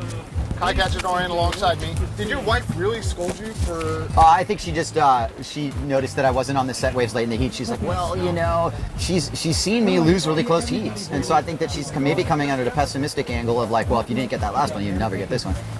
She's seen the whole spectrum. I'm glad she's not a judge. She's my wife, so she knows how to. It's tough love again. I think she'd be able to say safely that, you know, if I won hands down as Josh Angulo Let's Go goes over the falls, which was pretty funny actually. Hope he's all right. Anyway, I didn't give that away. It's a battle. She knows everybody out in that heat was world class, even though I was against half of France. Yeah, it was you versus the French army out there. Kai Katcharoyan went against 3 Frenchies in one heat. I mean, my goodness. Yeah, I know. How did that work out? I was working on it, you know. I was getting my French together un petit peu lentement aussi. How do you say my wave in French? Merci beaucoup pour les vagues. Is pas mal pour moi.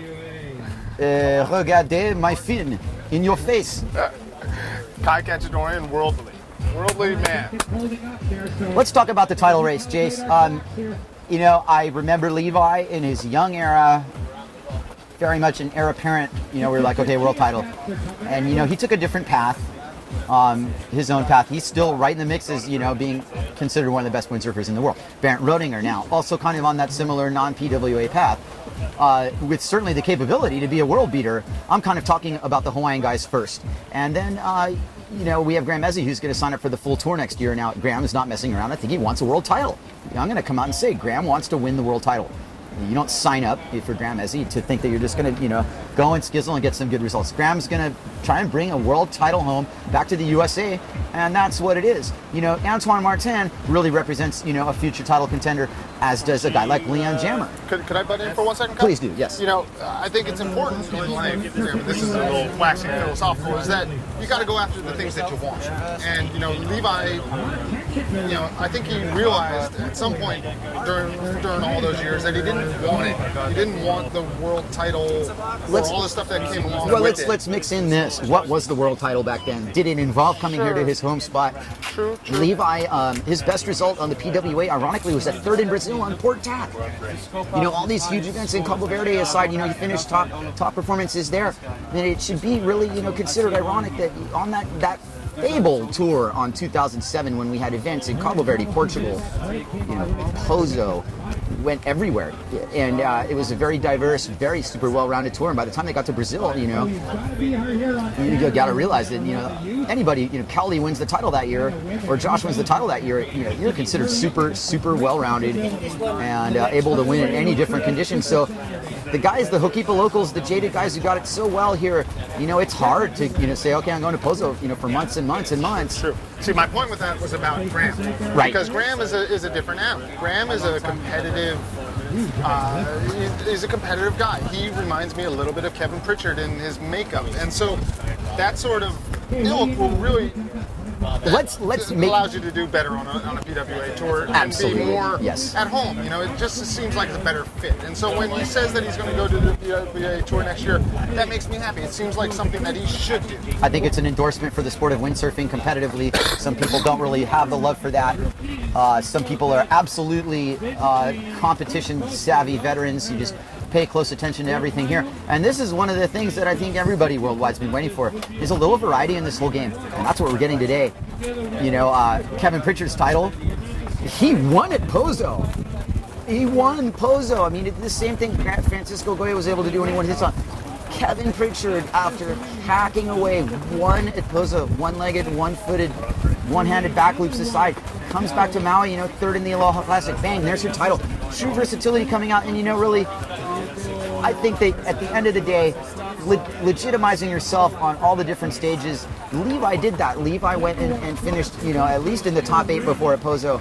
Wholly capable of going there again, and you know, it's the level of interest, it's the level of priority. These things change over time, not faulting anyone at all. As the horn blows, and I think what we're going to get here is the countdown sequence for the next heat. And let me double check that the time's the same. Time's still running. Could we have that heat bracket back? Okay, time is still running, so what we did was we just shined that heat. We got 3 minutes left.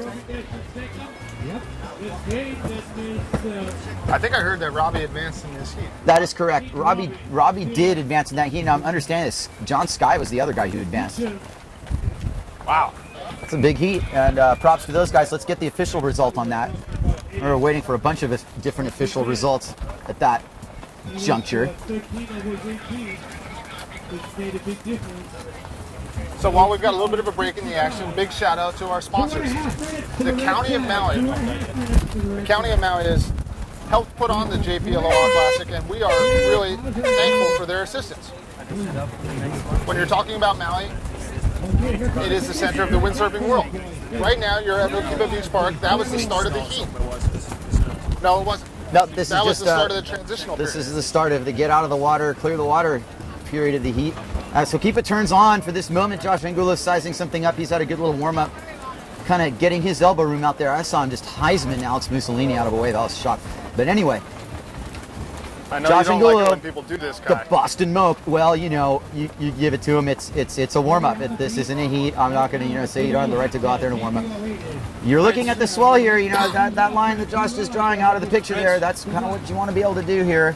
But so bumpy, huh, Kai? There's definitely some rip running through. It's a challenge, and more so than ever, wave selection playing a very important role here.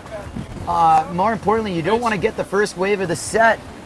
And that's one thing I saw you do in your heat, Kai. I saw a wave go through, and you were on the second or the third wave of it, and it was a lot cleaner. It was smooth, and you were able to really do what you wanted with it. So that sort of choice is a big deal here. If you go on the first one, just like you might have seen in the wide shot there with Josh Angulo, it is bumpy on that first wave. And it could be a one-wave set. You might be forced into that. So as Angulo's being told that they're clearing the water here, everybody else in this heat's basically warming it up. Let's go over who's in this again. But remember that there's an outside title contender here, and that's G208, Leon Jammer. And this guy, Jace, again, you know, I asked you, who's Leon Jammer? Okay, let's just say this much. Leon Jammer came to play here. I'll just be a little more formative and ask less questions and tell you what I know about the guy. I'll tell you what I know. That guy sails top notch and I am definitely calling him one of the top dogs on Team Germany. If that's in fact where he's from with a G, I think that is in fact Deutschland. And he has done himself proud on what amounts to a breakout performance here at the Aloha Classic. That's him on the hot sail there? That's him on the hot sail. You know, I'm saying breakout performance. He's, you know, out in the first round here and fighting for his life in the second.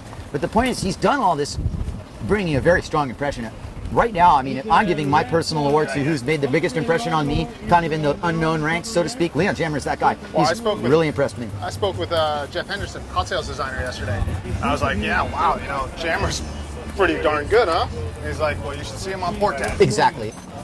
We're dealing with somebody who's got enormous potential. That is our 2-minute transition period. That's right. 2 minutes. We got 2 minutes until the start of this heat. Leon Jammer, Casey Hauser, Francisco Goya, Klaus Voget. A German, an American, an Argentinian, and another German. So, there you have it. Scores are here if someone needs them. Who made it?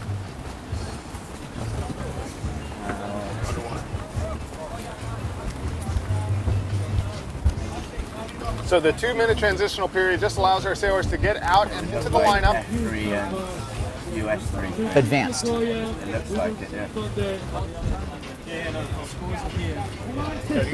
I see Kai Cachadorian is happy. He's looking at something. I'm looking, but I'm looking out there. You know, I'll just tell you, talk as little about myself as I can. I've done the Aloha Classic since 1987. I've seen it all. It's really fun to be competing. It's almost more fun to be commenting, you guys. And I really appreciate your comments on everything. It's super fun to be doing this. It is a pleasure to be here out on the water and here with my good friend Jace Pontebianco and a few others, Rob Funk, Dan Seeley chipping in. I still want to talk to Morgan Henderson up here. He's going to come in here. That's going to be fun. Let's bring him in here soon. I want to bring some of the sailors too. I had a lot of fun talking to Campello.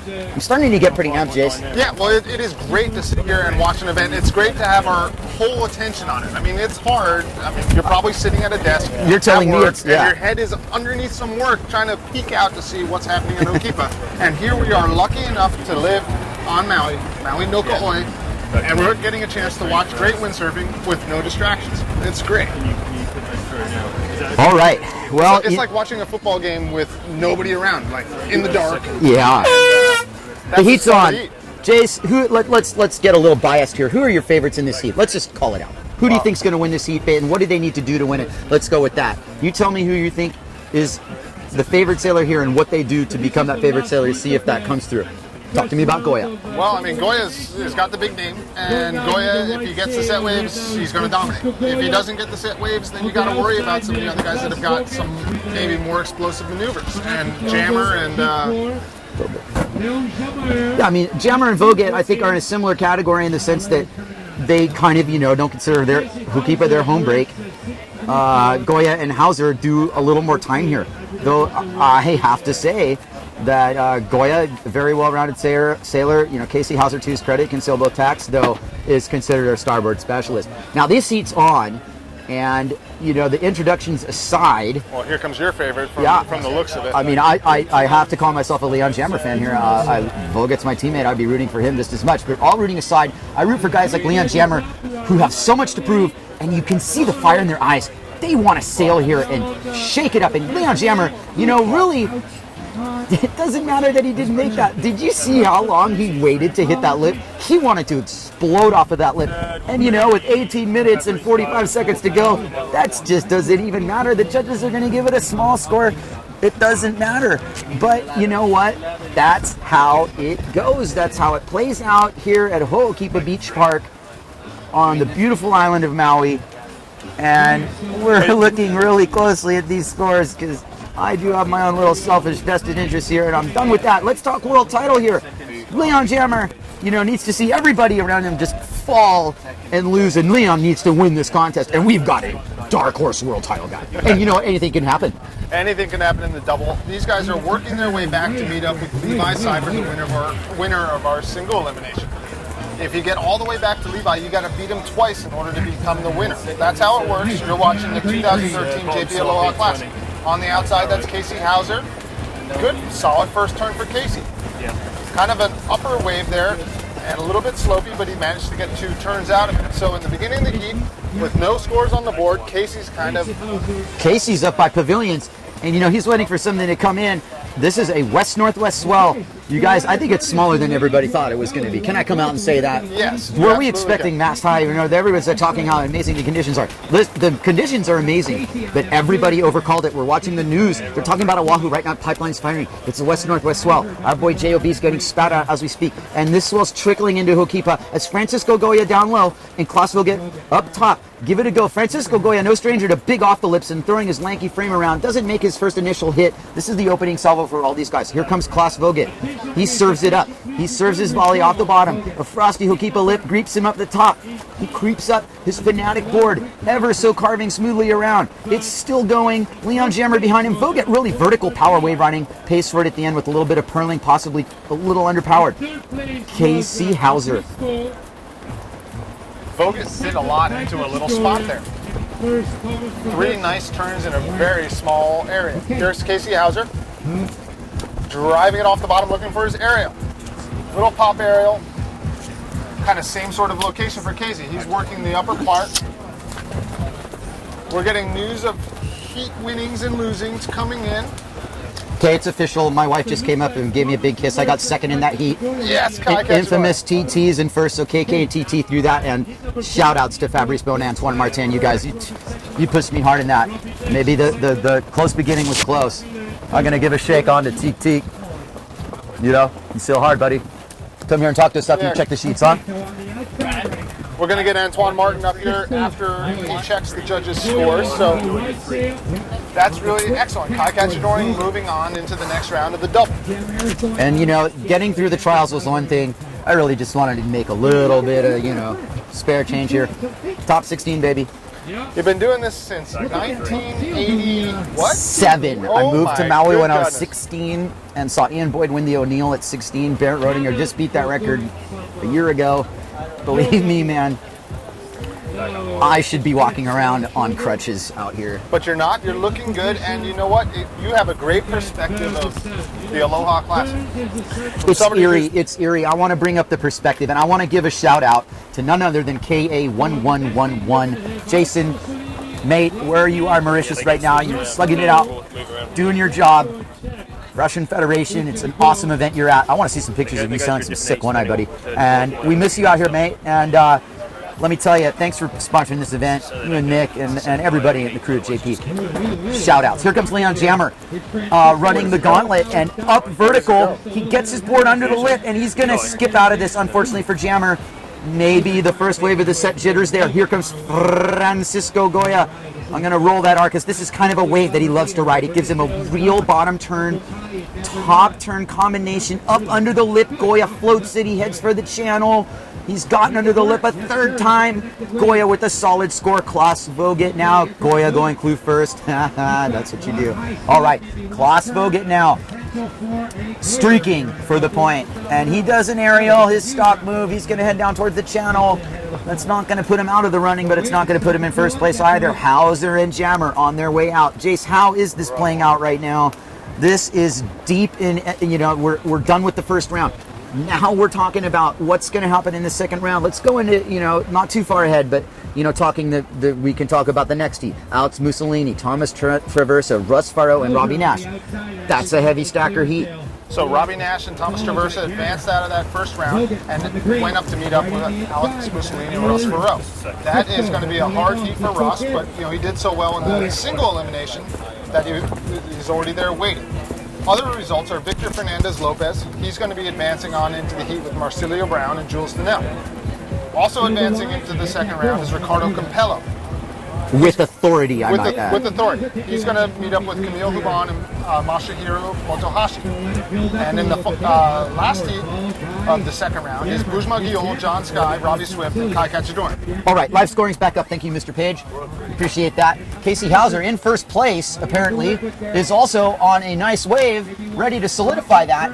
And he does his vertical turn. I don't know if he's on the single fin or not, but he's got a great level of mobility. And I like Hauser's trough bottom turn. He's done a lot of research on how to surf classically.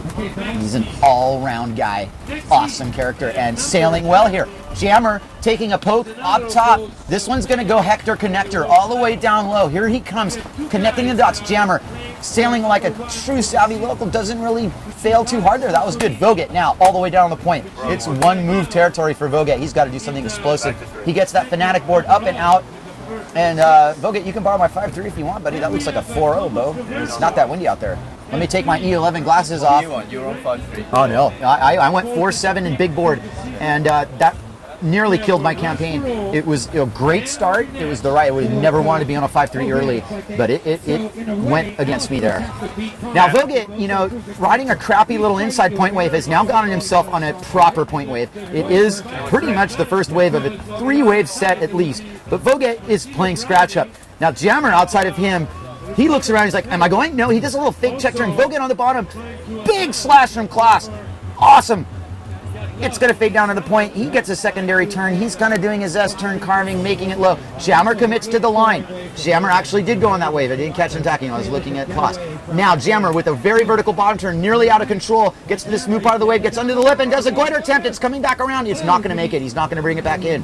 Goya and Hauser playing tick for tack on the outside. Jace, this heat, Casey's in a tepidest first place. I'm having a hard time believing that Jammer and Goya are so far behind, but if you think about it, they have kind of been blowing these waves a little bit, getting these low scores, and it's anybody's game right now. That's the bottom line. It's anybody's game. Well, we were not calling Casey as going to be in first place on the seat, but here he is. He's got some good scores. He's got a 4.03 and a 5.2. When you have scores like that, you add one more, you're looking good. You're looking good halfway through the heat. Francisco Goya, however, has other plans, and he's ready to actually, let's just call this Francisco's, really good first wave that he's ridden. He's gotten a good score. He's in the mid-5, and this is going to be better, hopefully, for him. Francisco Goya punching off the bottom. He's going to bash the whitewater one more time. The judges know that you've got to do that at least once off that. Makes it, now they're done scoring him. Hauser really on a negligible wave should jive out of that, and he does. So one thing I'm seeing here is there's a big break in the wave. There's an absolute flat spot right in between the green trees wave and the end bowl. And when you got a spot like that, it's really hard to connect the dots. And you see these guys making choices between the upper part of the wave and the lower part of the wave. I did like Vogt's turn down in the end there. That was a nice turn. It was a nice turn, and you see that the wave's a little warbly out the point, and on the inception, you go up top, you're going to get this look. It's going to give you this look, and then the look's going to actually turn into the end bowl, and you're going to have to streak down there, unless it's a proper set. a la KP's line yesterday of just trolling down low, which is kind of what Leon Jammer's doing. And as you look, Hauser's tacked on a wave that Vogt's on. He's not going to dream of going on Vogt's wave. That would start World War IV. But it's not going to happen. Jammer's on the inside wave. And this is a 1-2 exchange for our Krauts here. As Jammer's on just a nugget, clears the chop line. First wave of the set jitters. Now he's going to have to find a flat spot to bottom turn under. Actually doesn't even bottom turn on the bottom of the wave. Jammer redirects in the trough. And that, you can see the skippy hippie right there. Tough for Jammer as Vogt takes advantage of a little cleaner playing field, gets under the lip here. This is a really good wave for Vogt. And outside of him, Casey Hauser has a nugget. And even outside of him, Francisco Goya, even better. Vogt with a little forced contest error on the end of his ride. He's done it. Jammer kicks out. Hauser off the bottom with a lot of style. He's got glowing red target eyes, and here he punches his target. He gets the stock air with the single fin, plenty of air. That's not going to hurt Hauser's chances whatsoever. Hauser's on fire, Hauser's on fire, and I am proud of the guy because he wants to shake it up here. Casey's not afraid. It's like, oh, Francisco Goya, Vogt, and Leon Jammer. Oh no, he doesn't care who he's sailing against. He's going to go against anybody. His claws are sharp. His claws are sharp. He's going to take it to anybody he can. I tell you, I'm impressed with Klaus Vogt's style on the wave, though. He looks like a guy who sails here a lot. He looks like a guy who's really comfortable riding good waves. You guys, this heat's just going back and forth, but now Goya's taken first position before Hauser's score drops, and as I speak, Hauser's score drops. He's back in first. This is gnarly, you guys. Vogt's in second now. Hauser in first. 11, 10.15 for second, 9.43 in third, and not even a distant 7.5 in fourth as Klaus Vogt solidly in contention for the seat and advancement. Really important, world ranking points on the line here as Goya tries to squeak out. Klaus Vogt down low, bottom turns under the trough, gets that little hip that throws him into a nice aerial off the top and through. Vogt, not turning it up to 11 here. He's kind of at a lower volume. He's keeping within his limits. It's smart sailing from Vogt because that's going to be a really solid score for him. Mid-fives. He's in a really good position with that wave. He played that very smart. The rest of the playing field suffering a bit from the conditions as unfortunately Francisco Goya is swimming for his rig. How did this happen? He lost his rig. He's got at least 30 yards of swimming to do. That's precious time off the clock, and you are not allowed to caddy for somebody in this situation. He's got to body surf that in. Too bad they're not scoring that. That'd be a good scoring ride, Jace. Oh, I love body surfing. Look at it. He traveled a long distance with that, but his rig is going He actually really made a mistake there. He body surfed too far in. He's swimming out. This is the second person I've seen swim out to their rig today. Coster was the first. Let's not let that be a curse, but my goodness, some precious time wasting here. Look at that current. Look at that really current. Showing. Fascinating. And now the tactics are starting to play out. Jace, there's 7 minutes left in this heat. Only 1 point separating top three. I mean, it's so close. It's so stacked. Everybody's got a good first score, and you're just looking to get that second one to really get up into the upper echelon of the heat. If you're Casey Hauser right now, you're going to start playing tactical battles. In fact, what you want to I don't want to think selfishly here, but the reality is you want to think about keeping people off of the waves, and you can play that if you have the mobility. Casey's got a fair level of mobility here. I'm not saying be a jerk and snake people, but I am going to tell you that you're going to get people off the set waves. They can't make scores.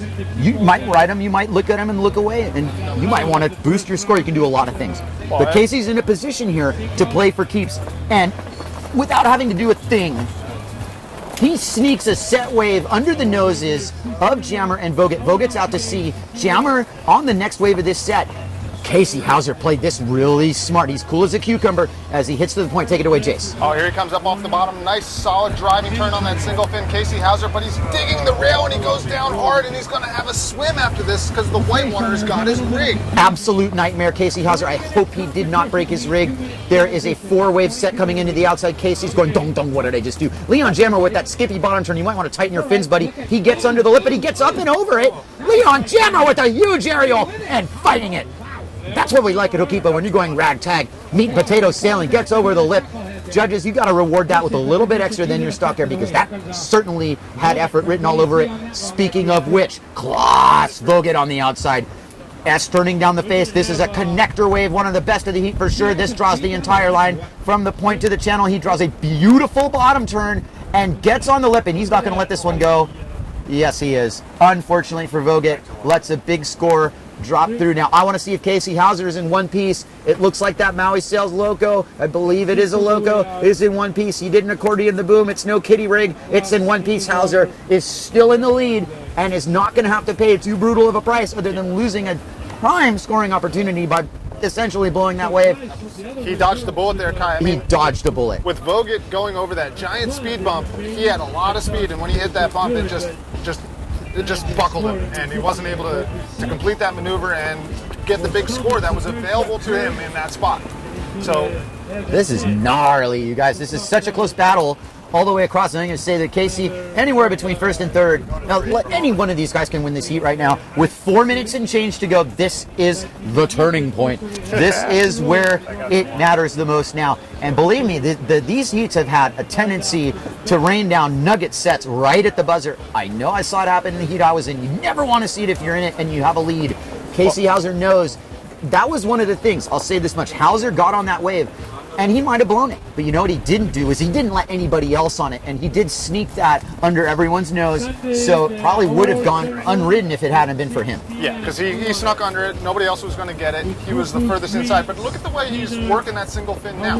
He is definitely faster and more mobile than the rest of the fleet, and he's able to get upwind. He is just kind of outpointing everybody. Look at that on the wide shot. He's able to kind of sneak up underneath Jammer, and definitely underneath Goya, and also underneath Vogt. So What a lull here, Jace, with 3:33 to go. You know, everything's now turning to the outside. We're going to see moments like this when you get a west-northwest swell. There's windows and pockets of lulls in the swell because it's so west that sometimes the island of Molokai over there just blocks them, and then swells just go right by. And only the bigger sets are filtering in here. That's how west it is. We'll talk about that often, and we're looking at another similar situation where most of the waves kind of reel down to the point for the most part. There's a little bit of green trees action, not a ton. Casey Hauser playing inside wisely chooses this wave in my book, Jace. You know, if there's nothing going on outside, this wave is going to turn into a head-eye nugget when it hits the reef, and Casey reads it perfectly. Take it away. well, he likes the sort of setup where he gets a good run at it. Here he comes on the single fin, driving off the bottom, aerial spot, and he pops a little aerial. So not a big score, but something on the books. And he looks like he's going to be able to kind of punch out over this and get right back out because it's still flat. Right. Casey doesn't know the scores. You know, he doesn't see that we've got him with a 5.2 and a 5.8 in first place. And in a very close second, oh my goodness, Klaus Vogt with a 4.82 and a 5.5, giving him 10.32 over Francisco Goya, hanging on by a thread here, 10.1. It is so close between Vogt and Goya. My goodness, my fingernails. I am gnawing my fingers off. Everybody, hang on tight. There is 2 minutes left to go. Can Francisco Goya find a wave to take Vogt? I'm kind of worried for Casey here, you know, because might have been better just to stay on the outside and fend people off. Didn't need that score, didn't need to go, and now he's inside, while the one guy that really could mess things up for him, Francisco Goya, is outside. Francisco Goya has found the wave that will offer him the score to not only advance, possibly win this heat. Take a look, guys. Former world wave champion from the year 2000, Francisco Goya, owner of Goya Windsurfing, some of the finest board and sails on the market, punches his board off the bottom, hits the lip. He's playing it safe, but he's not going to play it safe for long. He takes a beeline, gets that under trough for his second hit. He floats it over the lip. He knows he needs to make this. He doesn't make it. Francisco Goya goes down by no fault of his own. You can see the wind just fell out of his sails. And he rides such a small rig. Francisco's a light guy, and that board, if you look at Cisco's boards, they're really knifey boards, and just didn't look like he had the flotation underneath him to kind of... It definitely worked for him, and he's in the more critical part of the wave now. With the final exchange of this heat, 50 seconds left, what happens? Klaus Vogt and Leon Jammer are on sizable set waves on the outside. These are point set waves. You're darn right about Hauser. Hauser's going dong, dong. I just looked at this entire lineup. I was alone. I rode an under head high wave, and here we go. 30 seconds left. Nothing Francisco and Hauser can do but watch as Klaus Vogt under the ripple here. Now he gets thrown into the point. This is going to have to happen for Klaus Vogt. Up and under the lip. Big hit right by the photographer. You better hit it again, buddy, wherever it is. And he pumps towards the channel. We'll see as upwind Leon Jammer on the hot sail gets a gorgeous bottom turn. He's got a hell-headed steed. He's not afraid. He's going to hit the lip, and he comes unglued. And done with jammer, 10 seconds left. Casey Casey's on the Hauser, wave. take it away, Jace, please. He's going to need it. He's kind of sitting up at the top here. He knows it's just the end of the heat, and he's turning it down the line. Casey Hauser up off the bottom, a solid turn, but kind of round. Here he is up under the lip, just kind of making it work.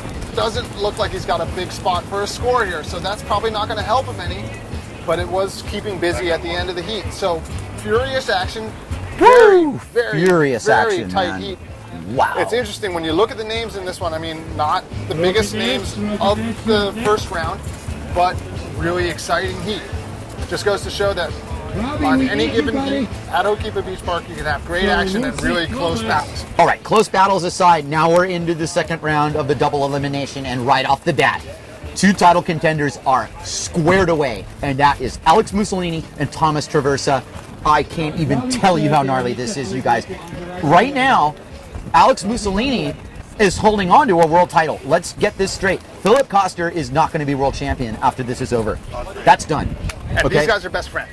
They're best friends, and they have dreamed about this moment. I don't think they dreamed it was going to happen here at Hokipa a month ago. Maybe they did, and you know what? Dare to dream and live that dream, because here is the dream heat. And these guys both know they're capable of this. Mussolini has a bit of a lead on Traversa. I don't know by how much, but it is a lead in the rankings. This is huge. What needs to happen for both of these guys need to advance out of this heat. That's the plan. Now, there's Russ, somebody who's looking to take a chance at that. Robbie Nash making his way to the outside now. Robbie Nash in this heat, no stranger to world titles himself, gets to play the role of spoiler a little bit, as does Russ Faro, who has already done plenty of spoiling, both in the trials and in this main event. Wouldn't it be amazing if Casey Hauser advanced out of that last heat and Ross is somehow able to advance out of this one? These are local guys, U.S. guys that come over to Maui every winter, and nobody's giving them a shot. So it really is interesting to see when you have these dark house guys stay in this contest so long. Robbie Nash, no stranger to competition overall.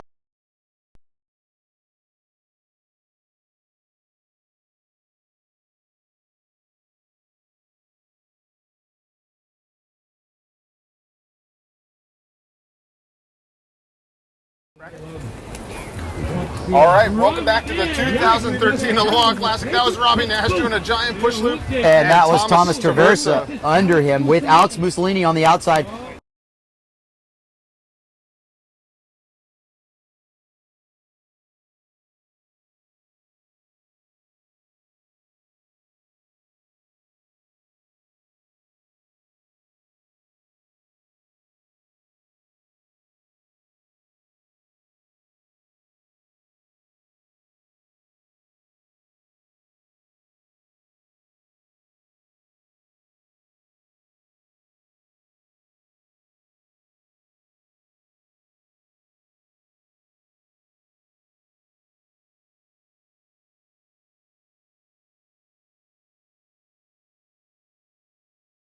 I'll take Russ through this ride.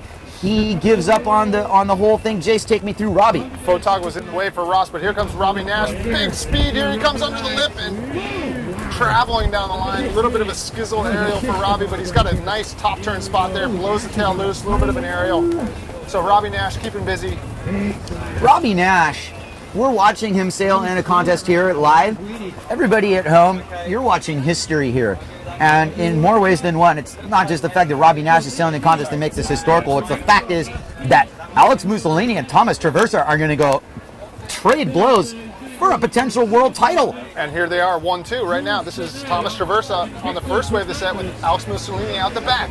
Thomas sets his line now up underneath the lip. Top turn, kind of looking for the next spot. Here it is, aerial. He's late, but he's able to come through the white water and land it. TT makes it, and that's going to help his cause. Alex on a slightly more open, cleaner faced wave. He's going to be able to open up his turns a little more, but it wasn't as big as Tomas' wave. Now, Alex knows that he needs to turn this into a score. He's already got one pretty solid one. He goes up and around, stock air. Good way to finish that, actually. That's going to equate close to Tomas' wave at the end of the day. Mussolini and Traversa, Nash and Faro is your heat right now? We don't have the electronic scoring up, but we know that Alex Mussolini got a big one on the wave previous to this last one. So, got to be interesting to see what the judges give that.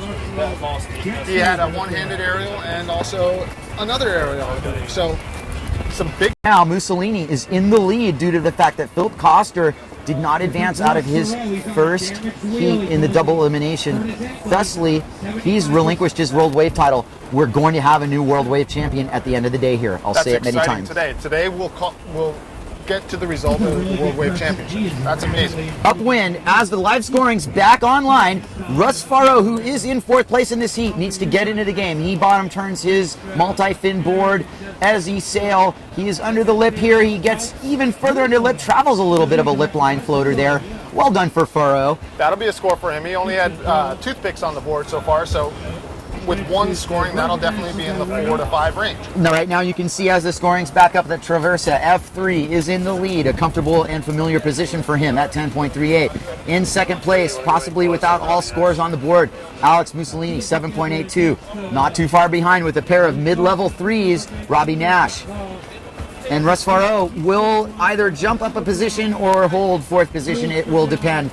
Most likely he will hold 4th position. We'll see about that. That's just pure speculation. 12 minutes and change left in this heat, guys.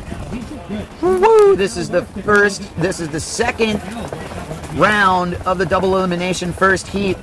We're really getting into the nitty-gritty here. This is the top 16 going forward. And it's a battle. We've already eliminated some guys. Some guys who are out. Philip Koster, Laurent Guillemot's out. Florian Zhang. Looks like Jake Miller's out. Antoine Martin's out. Fabrice Beau's out. And we don't have the results from that last heat, so that's all we know. And hats off to all of those guys. And as either Mussolini or Traversa come in, we have to reflect on quite a lot of things, really. I'm kind of remembering, there were a few things I wanted to say. I'll let that pass for now. People are watching from all over the world, and we just want to represent Ho'okipa here as fairly as possible. This is an open playing field. May the best sailor win.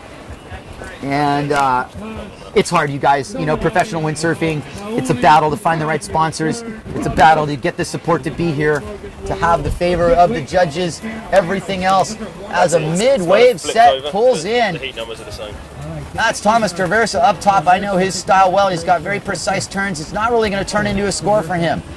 He kicks out, plays position. Robbie Nash, 10 minutes and change to go. These heats are really long, and it allows for patience to play into your tactics. And Robbie Nash is going to benefit from that. How cool is it to see US 1-1, 1-1 out there? Awesome. It just awesome seems to see right, it. doesn't it, Kai? It does seem right, and we love Robbie's style and the fact that he's a Ho'okipa local now, a Maui local. He's moved here. He's one of us. That's awesome. Robbie Nash with a big stock air off the bottom peak. He's going to try and get more speed to London this whitewater wave. First wave of the set, Robbie knew a little better than that, but he didn't have much of a choice. Here's Mussolini, straight vertical riding. He's going to kind of let this set up for him. He's keeping his speed up. He's keeping his contention level that's getting a lot of lift. I saw Alex in the parking lot, and I picked up one of those Fabian Volan rider boards, and they are light, very light. Alex looks on form here. Big amplitude on all of the aerials, way up over the lip. It was an insider wave. You can get locked into getting impatient. Nash was patient, to a degree. So is Mussolini. But look outside of the two guys who really were patient and just had it come their way. Traversa and Faro. Now, Traversa's on the first wave. He does his S check turns to get himself into this section, which is going to give him a goiter check. He goes right around. He might hold on to that, guys, but he doesn't. He does. He does. He makes it. Traversa makes that unbelievably enough as Faro scars the section. Wow. Thomas Traversa made that goiter. Judges do not make any sort of mistake. That was a make. It was a little sloppy, but he made it. And it was off a turn. Was off a turn, and that wave was coming left at him, so he had big punch and really hard spot to land that one in front of the face with the wave kind of closing out towards him. Holy shoyu chicken and rice. Oh, well, hopefully the judges didn't stop looking at Russ Farrell, because he had his biggest aerial of the heat right behind him. It was just a one-hit wave, but Ross had a big hit there as well. Big action in the double elimination of the 2013 JP Aloha Classic. Clearly, Thomas Traversa has a little secret wasabi saved up for that special occasion, and that was part of it. You know, Traversa he's one of those guys. He can manufacture a score. This isn't the easiest day to manufacture scores. This isn't the easiest situation to just say, okay, time for a goiter, off an oncoming left. And you know, my eyes wanted to leave Traversa. I'm like, no way, but I know better. I know he can make that. And the way he came over in the whitewater, he was fighting it. He was crouching tiger, pulls it out. It's a big score for Traversa. I wouldn't be surprised if he's in first place. He is in first place. He takes first, and now it's Traversa and Faro in first and second. Nash is in last place, somewhat distantly, 6.57 total score. Nash has yet to really open up a really good scoring ride, and he's playing into these tactics here because Mussolini is outside of Nash. Nash has picked the first wave of this set, and he's going to go under this with his trademark bottom turn, trademark cutback. I believe he's riding a trifin, and you can see the looseness of that design. He is combing the inside, kind of picking and choosing his way. He kicks out as Traversa sets up a nugget. Excuse me, Mussolini sets up a nugget. My bad. He was setting up the 360 open clue. Instead, he gets two good, powerful hits. Not what he planned exactly. A little bit late there, Kai. A little bit late, a little bit deep, a little bit of an insider. Traversa's wave, setting up wave selection, playing a factor here. Traversa with the lead. Thomas Traversa, infamous TT, playing it really, really tight here. Traversa's going to take command if he can turn this into a big score, which he's capable of. Gorgeous bottom turn with the full rail in the water. He makes his second turn, deep from positioning, avoids a few photographers. Now he guns it for the point. This is a great scoring opportunity for Traversa, one of the best waves in the heat. Tweaked air. We're getting claps from the judges and the tech crew. People like to see that tweaked air, and Traversa doesn't even need to say a word. He knows that was one of the better ridden waves of that heat. The judges are going to reward you for positioning, critical riding, and a good finish. And he had all of those in that wave ride. Thomas Traversa, infamous F3, one of the world title contenders we still have in the game today, with a great ride. Outside, Robbie Nash. Jess, take it away. Well, we were seeing 4-wave sets those last two sets, and here comes kind of a straggler. Robbie's been picking off the first wave of the set, so looking to get on the board with something a little bit bigger. He's got a set of 3s in his pocket, and here he comes down the line. Robbie Nash, riding on the pink Nash sail on the thruster board, 2 roundhouse turns and 1 aerial at the end where he lands it back in front. A little bit sloppy joes at the end, but he's back in front. So Robbie Nash should improve on his set of 3s. Out the back behind him, that looks like Thomas Traversa. Here he comes. Oh, this is Mussolini. Sorry, but he doesn't like what he sees and he kicks out. So like I said, it's interesting that we had 2 4-wave sets, and Ross Farrow and Alex Mussolini were on some of the better ones. I'd like to make a quick shout out to Jono watching in the UK, one of Rich Page's good friends. He's watching the live broadcast. You're with us here at the 2013 JP Aloha Classic. Up the irons, Jono. Cheers, mate. So an interesting thing is we've got the second round of the double elimination heat bracket all filled in. Casey Hauser has advanced on into heat number 21. He'll meet up with Marcilio Brown, Dinell, and Victor Fernandez Lopez. That's coming up next. And in heat number 22, it'll be Huban, Campello, Motohashi, and Vogan. And following that and rounding out the second round is Giol, Sky, Swift, and Cachadorian. So Kai, you're going to be leaving us here after the next heat and going back out on the water. We're excited to see that. We've been talking all day about world title implications. We still have guys that are in contention. 2 which are in this heat, Alex Mussolini and Thomas Traversa. Also in contention, still in this round, is Ricardo Campello. He's down in a couple of heats. Marcilio Brown, we haven't talked about him. You can talk about the possibilities and potentials of his capabilities. It's all in his hands too. Brasinho can win a world title today. At Hokipa, he's got a cool, confident demeanor to him. I really like it when I see him like he's smiling it off. He's got so much energy inside him that's waiting to come out, and he's going to wait when he sails. Here is Alex Mussolini, who needs to crawl back into this heat. He's on the first wave of the set, and it's going to offer him an underload-up opportunity. He does it with speed. He's got a great rocket air again. Really good score from Mussolini, getting multiple hits there. Russ Farrow behind him, not messing around, getting the drop sail bottom turn, kind of hacking across with this as he sail.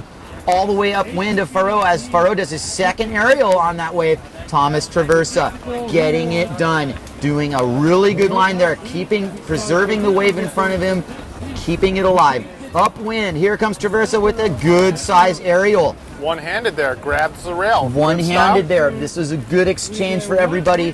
What you might be seeing is Mussolini might have just clawed his way into second. We will see soon. Mussolini's gnarly. He's a clutch competitor. We've got 3 minutes and 45 seconds left in this heat. Huge world title implications. Mussolini's clutch, you guys. He's another one of those guys who can manufacture a score, but he would choose to actually let the wave do it for him and actually do the justice of not having to force anything. How long's your clock on? 20-minute heat. I've got a 20-minute heat on my clock. So here comes Robbie Nash on the outside, so setting his 22-minute bottom heat, turn, so we're gonna have an bang off the additional 2 top. minutes. Nice good white water heat there. Aerial, and he pokes out the tail. Robbie Nash is able to hold on to it. That's good style for Robbie. Based on the timing, we got less than 2 minutes here. We've got 1 minute and 13 left. This is 1 minute left in this heat. Now talk about critical. This is super critical. And the positioning, as we have it right now, if nothing else changes, is Traversa in first, Mussolini in second. Woohoo! This is massive level of suspense, you guys. Unbelievable historical look at this 2013 Aloha Classic sponsored by JP and Nalukai Lodge. Well, just looking at it briefly, it would be hard to see Alex Mussolini not advancing the seat with the amplitude that he's had on his aerials. He's been so impressive with that. And here he comes coming down the line. Alex Mussolini setting up for his aerial. Here it is. Alex, capable of the goiter, doesn't get it, knows that he waited for the end of the heat to do it. 30 seconds left in this heat. I think that kind of might be it, you guys. 30 seconds, everyone else sailing out to sea. I don't see Nash setting up for anything.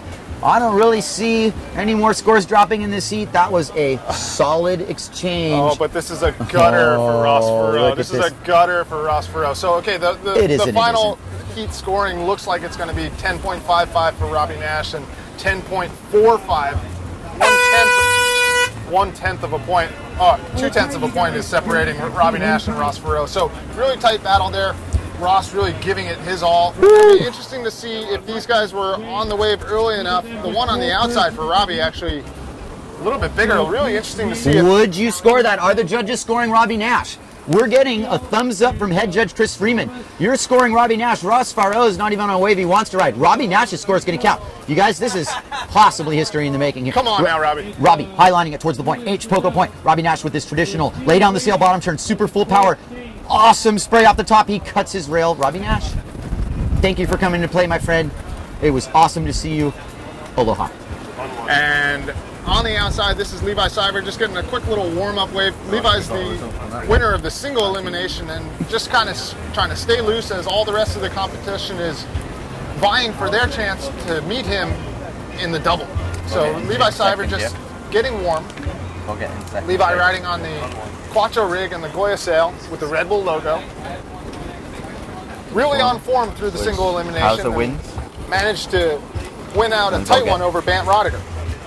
You're watching the 2013 JP Aloha Classic. This is Hokipa Beach Park. Me and Kai Cacciadorian are at the judges' table, and we're enjoying ourselves, Kai. Enjoying ourselves very much, Jace. Thank you for joining me. And we have results from that Heat 19, that pivotal battle. Casey Hauser in first place, US 634. Big win for Casey. In second place, Savas Voget moves on over Francisco Goya and Leon Jammer, who both respectively weren't that far behind. That was a tight battle, and that's how it ends. That was massive. So one thing I've been told from Rich Page, our commissioner of the PWA, is that they're shifting up where you go out of that last round. They're kind of mixing up the sailors where you end up in the ladder so that you don't keep on advancing with the same guy. Right. Seating. You finish first and second, it throws you in a different bracket. So the heats are also 2 minutes shorter now as the wind increased a little bit. I know I was out there 22 minutes, it was an eternity that you let guys come back into heats like that when you've already sealed the deal. That's not the case here. Now, looking outside at our next riders, and just to make sure that Heat 21's going out. Should be Marcilio Brown, Casey Hauser, Danell, and Victor Fernandez Lopez. And that is what it is. And looking outside, all of those sailors are on the water. My watch is telling me there's a minute left now before the start of this heat, correct?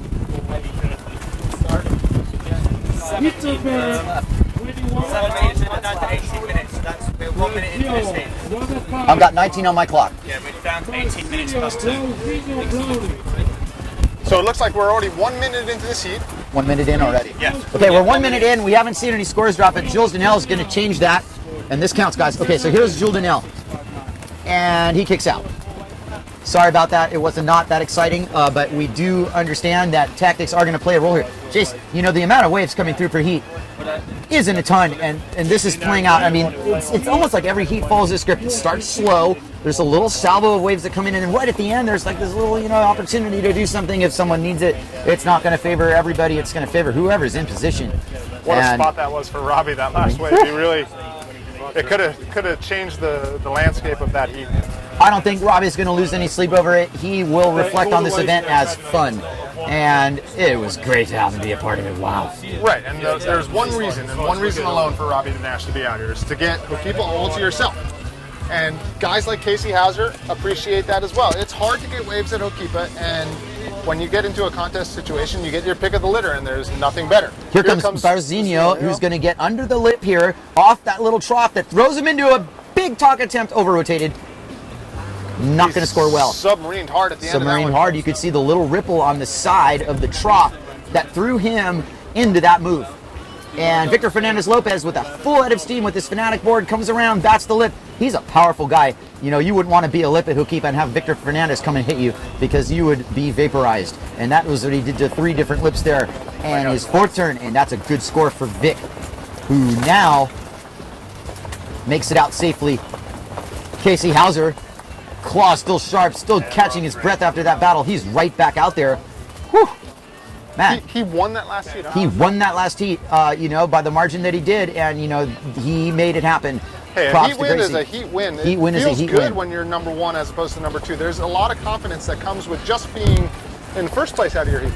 True, and it also sent him straight back out there, and for better or for worse, he got a little chance to, you know, hug his girlfriend and being ready for this next one. Here he goes. Casey Hauser, critical riding with that single fin. Rail-to-rail transition looks really tight with Hauser, who's just starting to find his form, actually. Right at the right time. Here he goes. He's batting the whitewater. He's scoring points. Now, those aren't going to be huge points, but they're not going to be negative points. And he's on the board. Now, Fernandez-Lopez got a mid-5 on his. Hauser's in second with a mid-4. Brown 1.5 for the goiter attempt that he didn't make. Donnell with 0.62 for what amounted to basically a kick out. This heat's wide open. We've got a ton of time left. 15 minutes and change. Still got on the screen as well, yeah? Wow, you guys. Let's reflect here at the 2013 JP Aloha Classic, sponsored by Nalukai Lodge and so many others. We will get to our generous list of sponsors shortly. We do have results. Advancing on into the next round, Alex Mussolini, and in first place out of that heat, Thomas Traversa. So big battle, big world title implications, and it's 1-2, Traversa and Mussolini. Now this is huge, Jace, because that really sets this into motion. Those guys are going to be formation flying now. You wouldn't have scripted it any differently, as Donnell on the upwind here. Set exchange, gets his check turn, really made a great set of turns there to set himself up, but couldn't make the aerial. Judges really, you know, going, give us something to work with it, Donnell. You keep blowing your last moves. Marcilio Brown on what he kind of feels, he's kind of deciding here. Okay, well, he's going to go for it. Is he going to unwind something? He's on automatic Taka program, and there it is. The automatic Taka program, Marcilio Brown, who's also a world title contender. Make no mistake. Victor Fernandez-Lopez and Brazinho are both world title contenders. Well, Fernandez off the left fade, gets his board around. He's already done one fairly good roundhouse turn, gets the aerial. He's going downhill from here, hits the little whitewater skizzle section, gets himself to a point where he's going to score some points. Meanwhile, upwind, Casey Hauser is on a nugget, and he does the deep gouging Green Tree's bottom turn, showing the judges that he's intending to ride this wave all the way through. The judges aren't looking at anyone else right now but Hauser. Neither are we. Here he goes. That's his second turn exchange right here. He sets it up patiently, gets to the top of the lip to get the aerial. Can he make it? Can he make it? He holds it strong. Casey Hauser with the wind in his sails and luck at his side, because he is taking command right now. And he's got a full heat score now. He had a 4.5, and he's adding to it with that wave. Exactly. That'll be a decent score. We do also have an update. Marcilio Brown is now in second place with a 7.88 for that goiter. So Marcilio wisely choosing to ride that wave and pretty much take his second chance at the Taka, which he made with authority. And that was a situation now that put him in second. Fernandez-Lopez in first with a mid-5 and a high 4. But Brown is looking really good. When you've got a 7.88 in your bag and you got a toothpick as your second score, you're going to improve on that second score. And, you know, you should be able to get into first place. And speaking about second scores, Hauser drops with the 5.18. He's in second. We have a nail-biting battle between Brasinho and Hauser for second place. And it looks like a 9.68 versus a 9.38. Woohoo, that's close. That's close. Victor Fernandez on the inside wave, somewhat unwisely, knows he made a mistake there. He's not even going to regard that as a score. Brasinho, on the other hand, does his check turn because he's going all the way down the line to hit this lip with a full head of steam. He goes for the one-handed Taka, and he doesn't make it. He's going big, you guys. Maybe a little too big. Ouch. That would have been nice to make that, but he goes for the one-handed Taka. He looked like he was freestyling there. That's exactly what he would do when nothing else is on the line, but he went for it there. And kind of went down That's an pretty hard. applaudable effort with tons of time on the clock and everything to play for. Brasinho maybe not putting himself squarely in contention there. Hauser is hanging on by a thread here. Now Brasinho knows that he's, maybe not in command here. Hauser not necessarily on a wave that's going to put himself back in first place, but at the same time, he's riding it safely. No, Casey needs to find better set waves than that. He actually opens up the door for Brasinho, who lets this wave come down to the point as Fernandez kind of went to town a little bit, recycling turns there. Brasinho off the bottom, off the left end. That's that lip. Now he's got a full head of steam going down to the point. He does a what? He does a Taka. He's on autopilot, Kai. I saw the confidence in him right through the start there. You just kind of knew that he was going to go for it. Confidence is an understatement. That was a whoop. He just went whoop and just made it. Automatic, to borrow from Chris Berman.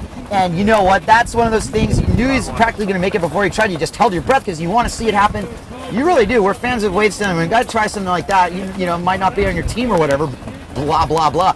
But he made it, and we all want to see excellence in wave sailing. And that's what these guys are delivering in spades right now. As Victor Fernandez, full head of steam, full power on his North Sail and Fanatic board, off the bottom, bats that lip, gets under it, full power from Fernandez. He's making his way down the point. He gets his second lip. He gets to bear off a little bit, and off he goes. It's getting windy here, Kai. You were talking to me about it last night. We're expecting more wind coming out of the Aloha Classic. Here comes Casey Hauser, roundhouse comeback. Up underneath the lip, doesn't like what he sees. He needed more out of that. Maybe spent a little too much time looking at it. As he clears his sinuses, we're getting a little separation. I don't want to call separation in terms of 10.75 versus 9.68. What happened is Fernandez backed up his lowest score. And no, he didn't actually. It's the same story. It's 10.75 over 9.68. Hauser kind of knocking on the door, that's closing slightly, because Brown is now in first place with a commanding lead, and he's got a nugget set to speak for it. He's only going to add to it here, Kai. He's only going to add to it. Take me away, Jace. Okay, up underneath the lip, little bit of a bobble on his bottom turn, but he's trying to get it back together. Racing down the line, Marcilio Brown, here he comes up underneath the lip. Aerial, but you can just see that the ripple in the wave is causing problems. It's also getting windier, and you're looking at somebody who's good at holding down power. Let's talk briefly about the Goya Bonsai, which seems like the sail that's got the most low end out of any sail. And I'm also noticing that sail maxes out earlier than most sails do. That's not a critical point. What happened there, though, you could see on the cutback, was that he got hung up, a gust hit him, and it doesn't matter what sail you're on in that situation, honestly. He got overpowered and stuck it. And it wasn't a situation really on that wave where he was going to better himself, mainly fending off. You're fending at this point if you're Fernandez, Lopez, and Brown. There is a lot to play for. Both of these guys is another world title implication situation here. I mean, when it comes down to it, Fernandez, Brown, Mussolini, and Traversa, this is just a title race for the ages, you guys. It's at Hokipa nonetheless. Casey Hauser and Fernandez going through a 1-2 exchange. Fernandez on the inside are not really going to play too much. Even though he makes a Taka, it's going to be a score. I don't know if it will be much better than his highest scores. Hauser playing it smart, kind of, no, that's not going to get me into second place kind of deal. Wise to put himself back in position. Lopez might get a little bit of a bump with that last one. You never know. It might be a mid-5. I mean, you think about the Taka that Brown made off a turn. Mid-7, mid-6 for the other manufactured one. So, it's possible that Fernandez Lopez could get a mid-5, higher than his second, score at 5.2. Hauser is looking at a 4.5 and a 5.18. So Hauser needs to get basically into 6-point territory here. Fernandez Lopez with a 5.8 now, solidifying with 11.43. World champions doing what world champions do, and that is battle on the highest level. I'm going to go ahead and say it here, Kai. Watch out for Marsilio Brown through the rest of the seat. Watch out for him in terms of the double elimination. Watch out for him in terms of the world title implications. He knows what he's doing out here at Okipa. He's got arguably the highest ceiling. Look at his top score, 7.88. We have not seen a heat score higher than that today. I think you're right. And, well, he hasn't even really gotten up to his potential, which says a lot about Brasinho, as Danelle and Brasinho both exchanged. Danelle, 1-2 punch on the inside. He'll be done after this stock air attempt, which is good. He floats it down. Marsilio Brown, after his check down, heads down to the point. This is a rippable nugget wave. It's going to offer him the cutback opportunity. We'll see if there's anything else to it. He winds up and he unwinds, and it is one-handed Taka time. Ouch, that, wow. Wow, the coil that goes into the Taka and the goiter is hard to do when the wind is increasing like that. You get a lot of wind in your sail, and it's hard to get all the way around. So we're seeing these guys kind of struggle with that as the wind increases here at Okipa Beach Park. I'm sitting alongside Kai Kachadorian. It is a beautiful day, and the wind is increasing. The waves are still not as good as yesterday, and it's a little bit frustrating. with that. But we do have scores. Currently in first position with a 14.58, Marsilio Brown. In second position, 11.43, Victor Fernandez Lopez. Casey Hauser now on one of the better medium waves of his heat. Probably not one of the highest scoring ones, but if he does something spectacular, right back in the battle. Good stock air for Casey. He's losing ground. Danelle also realizing that this wave is going to be inconsequential. He kicks out. Fernandez Lopez playing it like a veteran, playing for keeps, playing it like a world champion. Victor Fernandez Lopez is going to drop a score here. Let's just say he's fired up, you guys. Here he goes. North Sails, Fanatic, Victor Fernandez Lopez off the bottom. He gets into the ripple. This sends you down the line. When you get through that ripple, right there, it gives it to him. He's through the crease, and he gets up and under the lip and hits it flat, hits it square. Good safe score. Probably not going to change anything. Kept anybody else off that wave. That's what the name of the game here. I'm impressed with that one, though, Kai. There was that huge rolling speed bump that was going through that. He was able to carve off the top with his top turn, let that thing dissipate, and then get to the second hit. So even though it wasn't the perfect wave, nicely ridden for Victor Fernandez Lopez. Nicely ridden for Victor Fernandez Lopez. True separation here. Marsilio Brown putting his foot down. Victor keeping his foot on. That's the theme here. Don't give anything cheap up. Don't give this heat up if you are in first and second place, because you can put your foot down now. Mostly two-wave sets coming in. You've got to get greedy, and you've got to start playing for keeps. And that is the bottom line. Not looking good for Casey anymore here.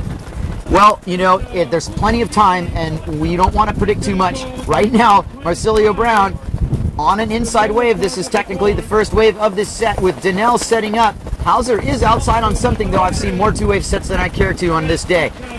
Marsilio Brown, super hard redirect off the top, getting his Okipa back to form after he's been overseas practically since last spring. Danelle wants to make a statement, gets a nice bottom turn off and slaps that lip. Danelle ripping, not doing Team France any shame here.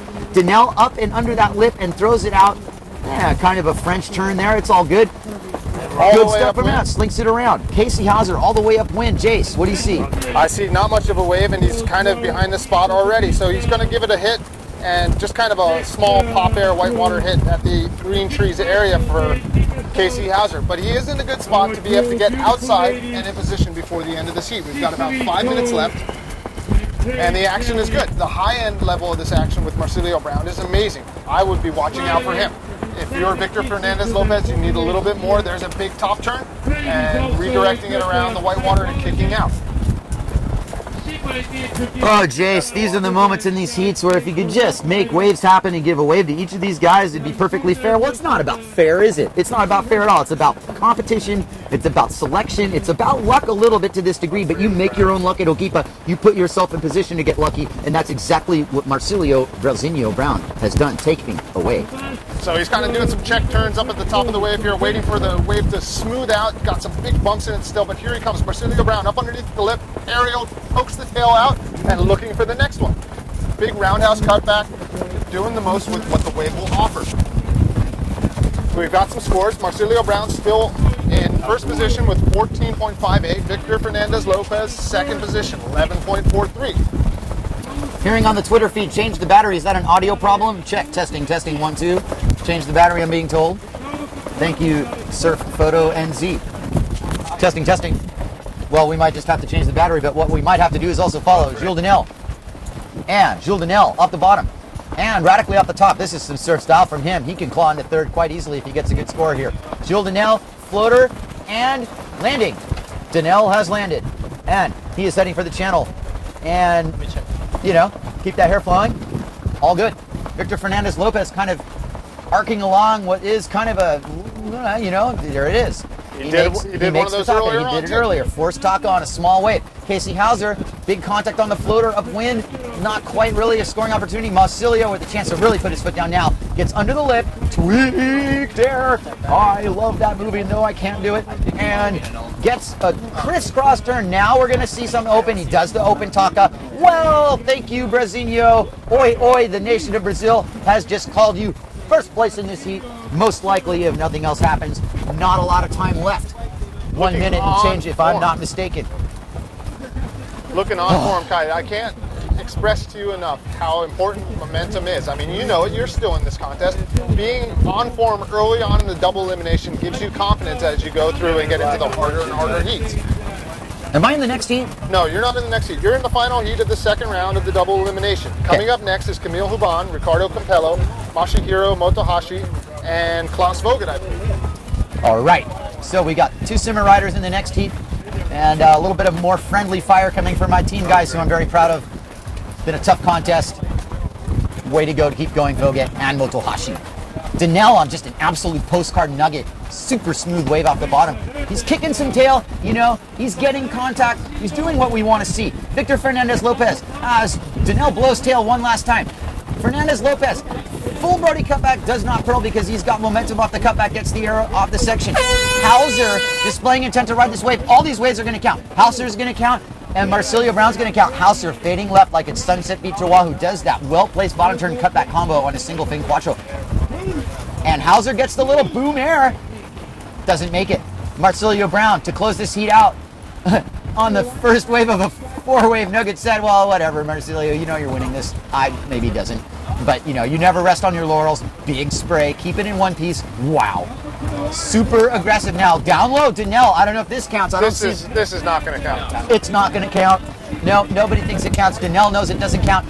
He can't sell it to anybody. Stops riding it. Meanwhile, whoo, you know, the world title race has never been like this, you guys. I don't remember a time since maybe Josh Angulo's title where in 2003 it came down to all these heats when, you know, he had to beat Dunkerbeck to be in the top 4.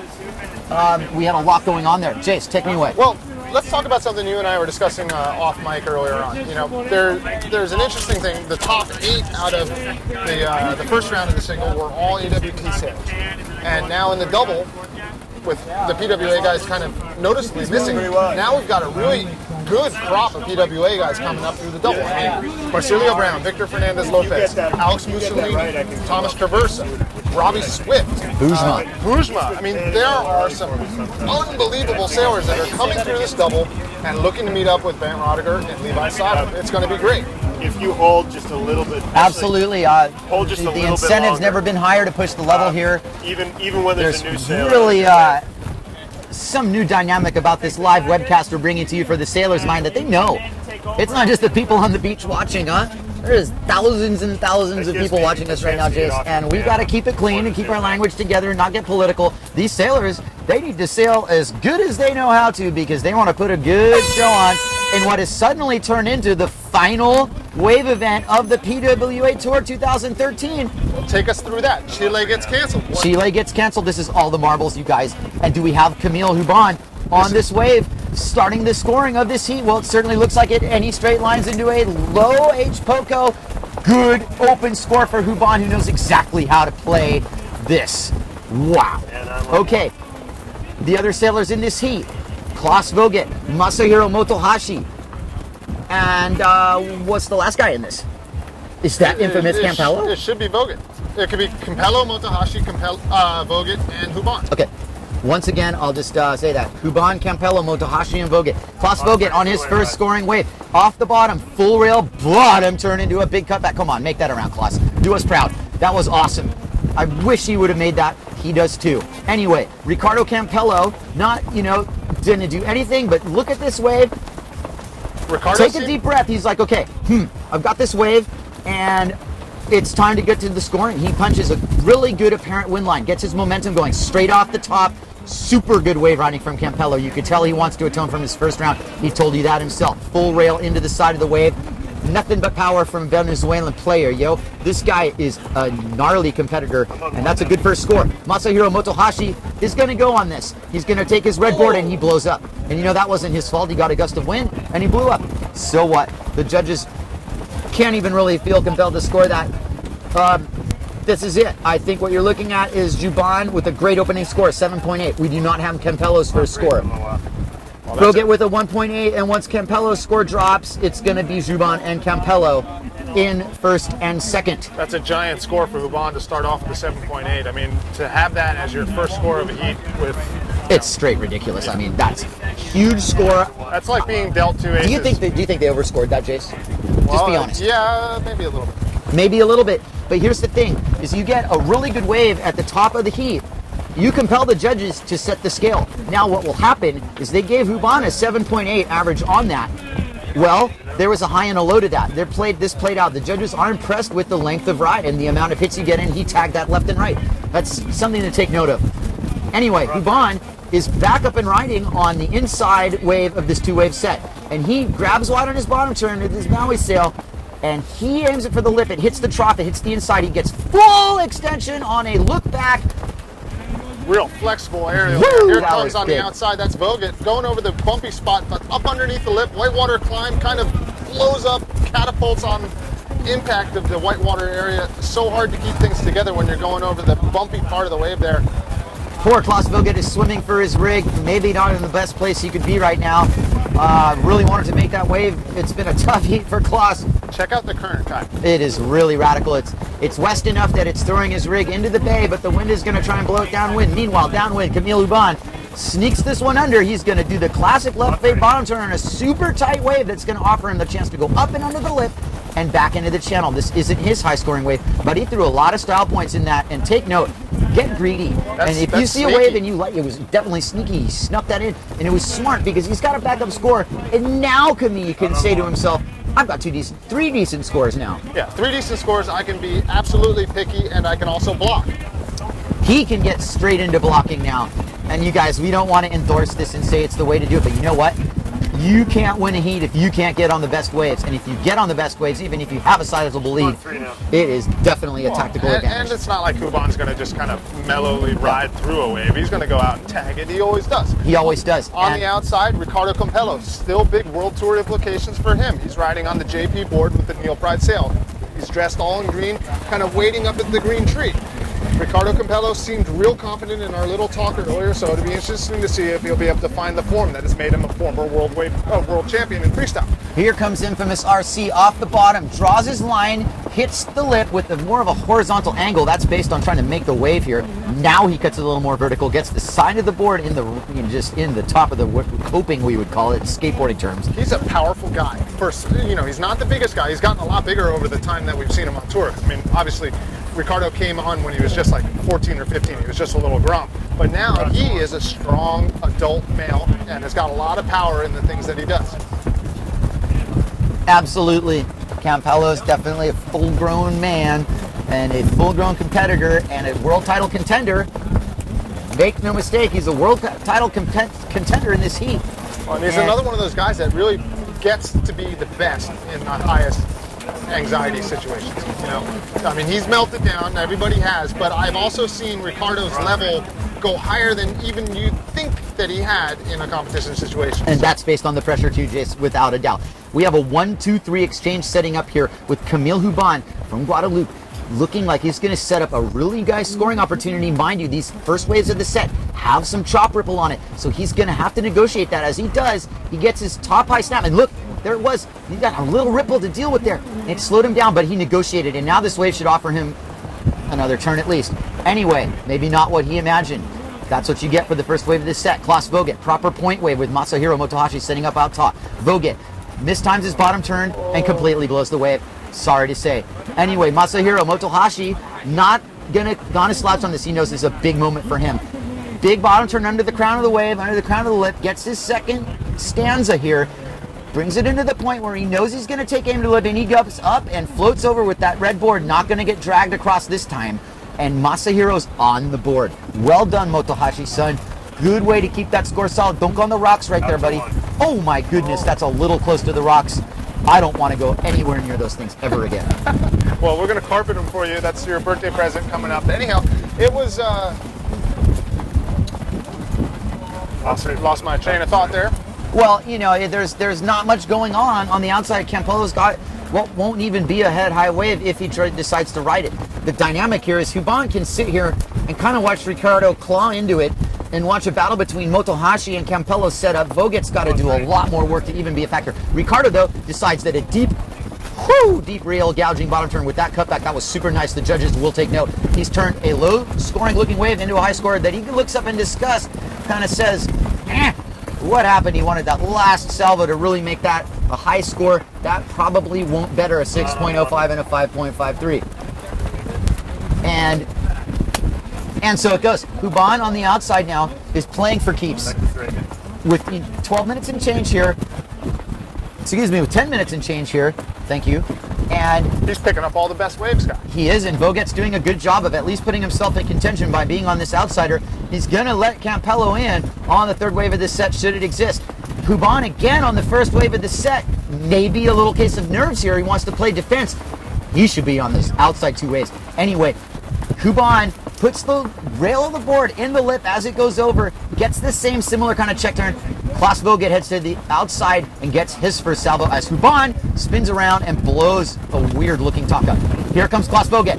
Full extension on the aerial, multi-fin board, Fanatic looking proud. Gets his second turn, best score for Voget. He at least didn't blow that entire wave. Good job, Klaus. You were somewhere in there. Motohashi right now looking like he's in third position. That might change. We'll see. He got a 5.1 for that good wave ride. Voget's going to upgrade from his mid 1 point rides that he has. And Campello looking to catch Huban, who is just going to play keep away here as much as he physically can. So again, going over some results out of the second round of our double elimination. Thomas Traversa and Alex Mussolini have advanced out of heat number 20. We're currently watching heat number 22, Huban, Campello, Motohashi, and Voget. We're waiting on results out of heat number 21, and it's been pretty excellent conditions here at Okipa Beach Park. 21 was Brown and Fernandez. All right, well, advancing out of 21 was Marcilio Brown in first place and E42 Victor Fernandez. Whew. 2 title contenders. You know, our 4 title contenders, Mussolini, Traversa, Fernandez, and Brown, all advanced. So everything is still to play for here, you guys. Yeah, don't go anywhere. And here's Ricardo Campello, another title player on a really crispy looking Hawaiian Peak. Now he takes the fade line and guns it for the point. He's all business here. And he unwinds a goiter, and he's going to make this automatic style. Let's back that up, Ricardo, with one more turn. Come on, buddy. Give it to me. Give it to me. Hit that white water just once. Thank you. That's going to be a good score. You at home want to see that white water hit? Maybe, maybe not, but he's got to do something other than one thing. It's not a one-move wave. Ricardo Campello in the mix. You better believe it. Masahiro Motohashi off the bottom. Our main man from Japan trying to turn a little wave into a big score, and he just doesn't have enough to work with. This is really brutal just because, you know, Motohashi deserves to be on a good wave. And that was what happened. This little exchange came through. And what happened to our big forecast, Jace? What happened 10 to 15 foot from the northwest? Well, it's a west-northwest swell. Fool's gold, you guys. You got to know. It might not happen. Can't take for granted. Molokai playing a bit of the goalie here and taking away some of the kind of mid-sized to smaller waves that normally would be coming through, but with the westerly direction, only the biggest ones are getting all the way into the bay. Right now, got an interesting battle going on. We're waiting for one score to drop for Campello, and he's kind of clawing his way into position to be nipping at the heels of Huban in this heat. He's currently in second position, 11.83. Huban in first position with 13.9. 7 minutes and change to go here. Huban's again on an insider. Motohashi a little bit upwind. This is a good way for Huban, who's definitely going to seal his deal, keep the other competitors off the waves. It's smart. He's playing a smart heat. You'd like to see him seal the deal. Anyway, he doesn't seal the deal on that, but he definitely carves aggressively and smoothly. We like his style. 1-1. No stranger to style is Masahiro Motohashi, who gets the red board under the lip, gets a little bit of a not quite. Hokipa says, well, maybe, but maybe not. Vogt on the outside. He goes for the 360, and that was desperation, and does not have it. 3 minutes, 30 seconds to go in this heat. We're in the second round of the double elimination. Oh yeah, you know, I do have my next heat here, and I'm out of here. I'm getting ready. We'll see you after my next heat, you guys. See ya. All right. So, always interesting when we get multiple people talking here at the Judges Tower. Kai Kachadorian just informed that he's got to get out of here and get on the road because his heat is coming up. I'm going to be joined by Rob Funk once again. Rob, nice to have you back. Thank you for having me back. I am glad to be back. We're going to get you set up with your lavalier microphone. And my name is Chase Pontebianco from Poor Boys Productions. Been filming here at Hokipa for the better part of 10 years. Was on the Windsurf World Tour a little bit myself. I know just a thing or two about how hard it is to advance in heats. I usually didn't get through them. I hope I wasn't judging those heats. You might have, but any which way. Got lots of world title implications. Guys like Ricardo Campello and also Victor Fernandez Lopez, Alex Mussolini, Marsilio Brown. All these guys still in it, and with the Chile event being canceled, the JP Aloha Classic becomes the one for all the marbles. Which it should be. Should be always at the finals, should be here in Maui. Well, this is where the sport really started in a lot of ways, in earnest, and it's nice when the final event of the season is here. I totally agree. Okay, so we got a little over 5 minutes left. Motohashi moved up to third place. He's going to need a pretty good score, at least I would say, what would you say, about a 6-something to get ahead of Campello, who's sailing very well himself. Well, Motohashi was kind of having a shocker in the beginning of the heat here, so he's finally able to get his second score under his belt. Here he comes down the line. Motohashi riding on the simmer sail on the red board, kind of waiting, stalling. Now he's setting his line up underneath the lip. Kind of check turn there, going over the bumpy section. Here comes his aerial spot. There it is, kicking the tail out a little bit and able to ride out through it. That's Motohashi. That is Motohashi. It won't be a great score, but he's going to need that score. It could bump him up a bit. Look at Camille Juan. That was a nice blowtail for Camille, and he's able to back it up with a second turn, and here he's got one more in the bag. Camille Huban, nice wave. That's what's making him already in first position. Able to fit in a lot into a little space. And on the outside, this is Ricardo Campello. This is a big spot for him now. Oh, he kicked out of it. Doesn't like what he sees, so he's going to play the positioning battle and stay on the outside and make sure that nobody else is in a position to get the best wave. Right now, there's about 4 minutes left, and Campello really does need another score. Here he is. He's tacked onto a wave. He sees something that he likes a little bit better. Setting up on the upper part of the wave, waiting for it to wall up. This is Ricardo on the JP board with the Neil Pride sail, dressed all in green. And he starts to turn it down the line, setting his bottom turn and his inside rail. A little bit of a bump there, up over the top, blows it out the top. Ricardo Campello, former world freestyle champion. There he is, another solid top turn, but he's kind of getting dug in on the... but a goiter at the end bowl kind of... Still doesn't do it clean, though. He actually hit that one little bump that slowed him down off the beginning, and that probably just messed up his timing. Yeah, well, you got two waves kind of intersecting, and it makes for some interesting whitewater. Here comes Camille Huban. There's the goiter, yeah! And he's able to pull it out. That will do nothing but solidify his position in first place. Camille Huban from Guadalupe riding on the Maui sails, looking real good, Rob. Yeah, but no one had a better view than Ricardo. That's a hard thing to see, isn't it?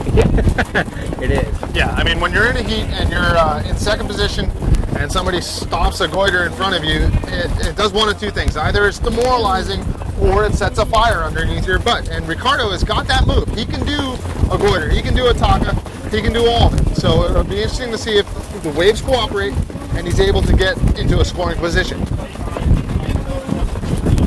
The winds have increased. I was talking with Kai about the weather forecast. We're actually looking like we're getting into a windy spell. Currently, only 2 waves count. No jumps are being scored. That could change if we run on into tomorrow. I tell you, I have to say, as much of a wave sailing purist as I liken myself to be, I wouldn't mind seeing some jumping. It would really mix things up a little bit. Could change a lot of people. There's a lot of people that can really boost their scores because they're better aerialists than other people are at wave riding. Yeah, it would change the landscape for sure. All bets would be off if it got super windy and a jump was added. It would really change how people went about their heats. But currently, best two guys advance, and only your top two waves are being scored. We've got under 3 minutes to go. You're watching heat number 22 of the JP Aloha Classic. Coming up in the next heat will be Bujma Giol, John Sky, Robbie Swift, and Kai Katchadourian. That'll be the final heat of the second round of the double elimination. That's a bit of a mouthful. Here comes Camille Bon again. Kami, he doesn't really even need this. He doesn't need it at all, but you know, I think he likes doing it. Come on. There's a good blowtail from Camille. Here he comes up underneath the lip and a goiter, and he's got it. He's just having fun out there now. Well, yeah, and you know, when the pressure's off, things are definitely easier. He'll probably sail into the beach right now. Well, isn't that a luxury? You're able to just say, okay, I got it. I'm going to save my hands. I'm going to save my forearms a little bit. Oh, he's not. He wants to play some more. Well, he probably doesn't know exactly how long he's in the heat. We're going to go to a commercial break after this heat is ending, but we're going to wait for the last little bit. We're under a minute now. 30 seconds to go. Ricardo Campello still in second place by our judges' score. Motohashi in third, Klaus Vogen in fourth. Ricardo does have a wave setting up upwind here. He has no choice but to take it. Yeah, and Vogen's on something, and Motohashi looks to be on something as well. So we have a 1, 2, 3, and all these waves should count before the end of the heat. It doesn't look like the biggest set of the day. Ricardo's going to have to hurry because he has 10 seconds now. Motohashi has a wave. Vogt has a wave. Okay, here's Vogt down at the end bowl looking for a one-hit wonder. Up underneath the lip, aerial one-handed. Pretty good style in that one from Vogt, but only one maneuver available. Here comes Motohashi on the simmer sail on the red board. Should count for him, I think. Judges say yes. It'll be a question as to whether or not Ricardo's counts. I kind of doubt it. I think Motohashi thought it was over and he didn't take it. All right, and so we're going to commercial. You've been watching the 2013 JP Aloha Classic. Thanks for watching.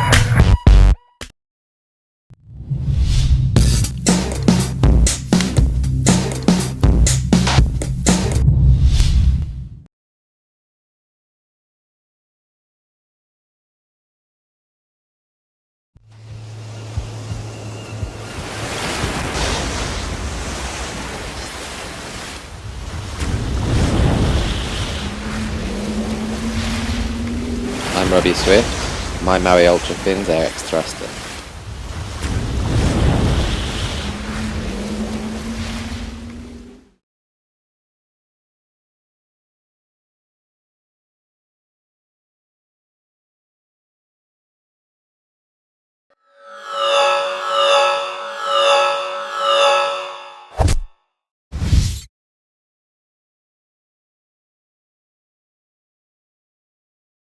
All right, and welcome back. That was the horn and the start of our heat.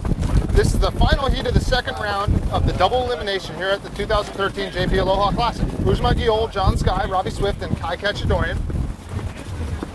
And we're waiting on action. The waves are not quite cooperating yet. These guys are just staying in position. My name is Jace Pontebianco. I'm here with Rob Funk, longtime judge, Maui local, and avid windsurfer. How old are you now, Rob? I am double nickels, going to be 56 on Pearl Harbor Day, December 7th. Well, happy birthday to you coming up. That was Kai Katchadourian scoring a nice little aerial on the end bowl. You are watching the 2013 JP Aloha Classic. 30,000 euros at stake for the men's division. 6,000 euros is the top prize for the top man. How much is that in American? Well, I think the Euro is a little bit more, and it's probably 7-8 grand. So a nice hefty payday.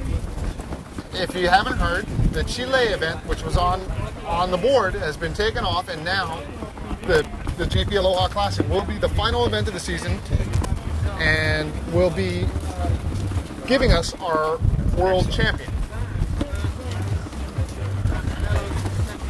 So we're looking for scores coming up on Kai Cachadorian's first wave, but on the outside, this looks to be... We're on 3.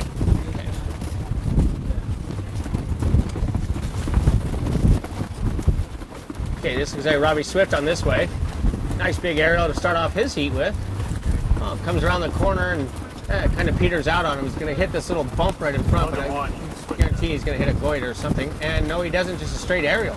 And out the back on the red sail, that's Boujma Guillol coming from Morocco. Nice solid top turn, kind of coming over the flat section. Here's his aerial, really nice extended head whip for Boujma Guillol. I tell you, Robbie switched his sail colors. He's riding on the blue and red now, and he's usually in green, so that was a little bit confusing. That's Robbie Swift coming out of the UK. Robbie also coming back from a vicious ankle injury. We're really glad to see him back on form and alive in the double elimination of the 2013 JP Aloha Classic. On the outside, riding on the simmer sail, that's my partner in crime. That's Kai Cachadorian. He's already got one score in the books. It's a 5.65. That puts him in 3rd position. He's riding up at green trees. He's waiting for the wave to line up. Here's a little backside turn, fading left. US 33, now turning it down the line, little whitewater hit.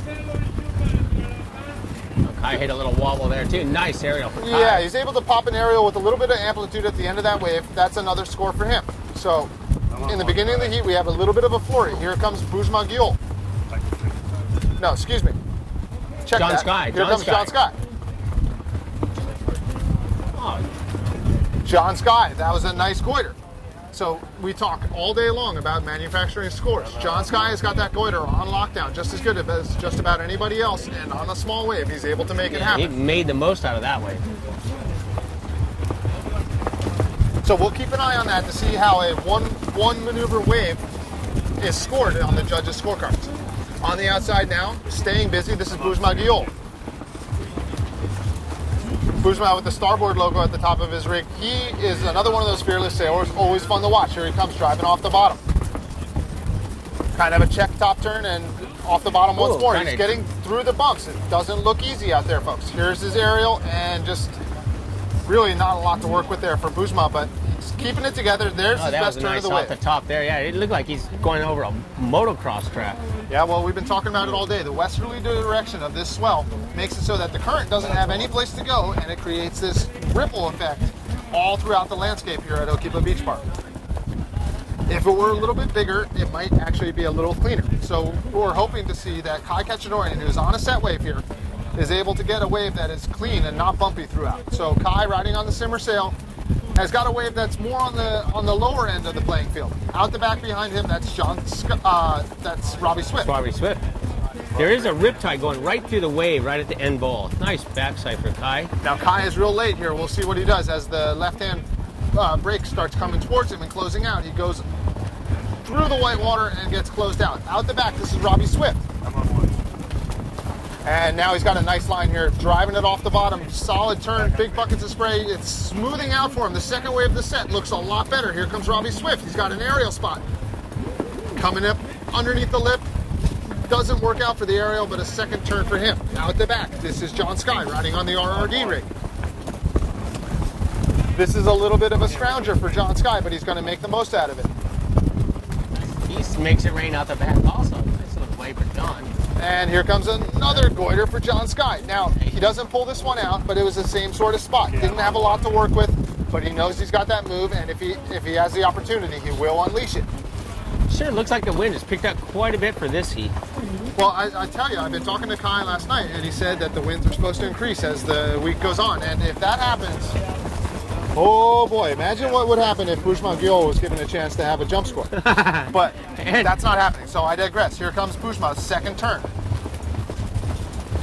And into the closed out spot, he kicks out his tail and he gets a little bit of an aerial. Now, we're not seeing giant scores so far, but we're seeing guys fill up their wave count.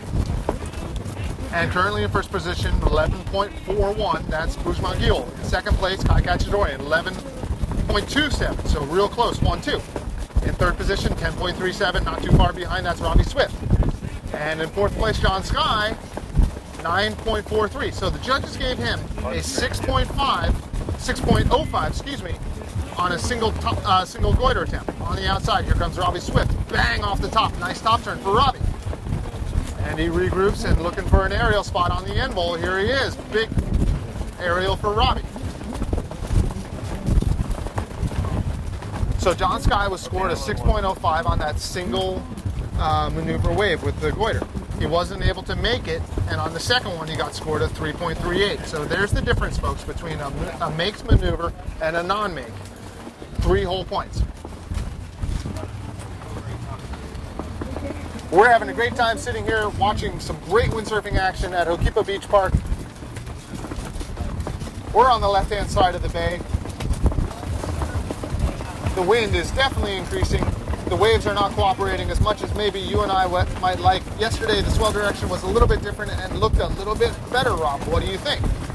I think yesterday, well, there was no wind yesterday, but today's looking way, way better than it has in any part of the contest, except for the one day where the winner side won. That was a great day. Yeah, I mean, we've seen unbelievable action for the end of the single elimination. The semifinal heat stands out in my mind as arguably one of the best ones in recent memory. I mean, we haven't been here a lot lately, but oh boy, that was a great heat between Van Rodiger and Levi Cyber, and congrats to both those guys for going 1-2. We're excited to see who comes through the double elimination and meets them.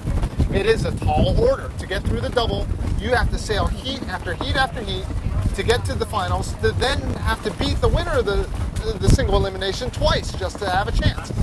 It's a tall order. And now on the outside, this is John Scott. Now John has got a little bit of a better setup here. Going over the flat spot, here he comes. Big bump right there, though. Big bump, but he's able to do a one-handed aerial, and he lands clean. He's actually able to maybe get a whitewater hit at the end. Out the back, this is Bujman Gil, and he is always exciting to watch. And you can see the riptide going right through that wave right there, right where you just hit. Oh, but he's going to go over the bump, and here comes his big blasty off the top. Blowing the tail out and taking the top off that wave. Nice for Bujman. Out the back, this is Kai Cachadorian. This is not what he wanted to do. He didn't want to get stuck behind 2 people in line and have to deal with this. But here he is, top turn, nice buckets of spray. He's manufacturing a little bit of a score. He's got to get up to hit this lip. He goes down? No, he goes down, but in all honesty, the waves have gone flat, and he's actually in a great spot to turn his rig around, water start, and go out. We've got under 10 minutes to go. 9 minutes, 10 seconds. Plenty of time. Plenty of time.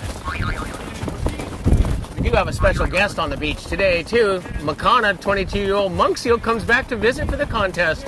Always comes out on the contest. Isn't that amazing? Is it a boy or a girl? It's a girl, Makana. They have her tag, yeah. Yeah, okay. Said plenty of pups. I think they said 13 or 14. Sure, that's getting the crowd excited that I'm telling them that. Well, it is really cool. I mean, there's something magical when, in almost every time that the Aloha Classic has been, Makana has come up and sat on the beach and watched. It's really an amazing thing. The Hawaiian monk seal, as far as I know, indigenous only to the Hawaiian Islands, and is an endangered species. And yet, here she comes, sets up on the beach, sunbathes, and enjoys watching some great windsurfing here at Hokipa Beach Park. She got the box seats. Or sand seats. Well, and they rope it off and they keep everybody away from her, which they should, and it's great. As we sit here, it seems to be getting even windier. I don't know if you guys can hear that, but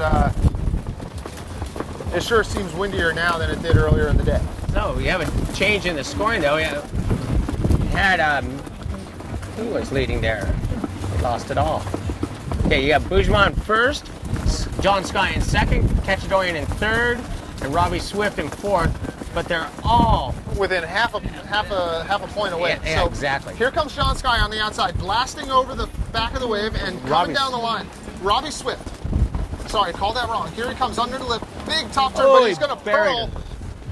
And out the back, now this is John Sky riding on the RRD rig in the multicolored sail. He's all the way up at Green Trees. Here he comes driving off the bottom. Little check turn, top turn. And I can kind of tell you what he's looking for as the wave sets up. Big top turn. Nice spray off the top of that for John Sky. And out the back, this is Kai Katsadorian. This wave looks like it's setting up a little bit better for him, but out the back is Bujma Giol with an even better one. Kai, solid off the top. Here comes his aerial spot.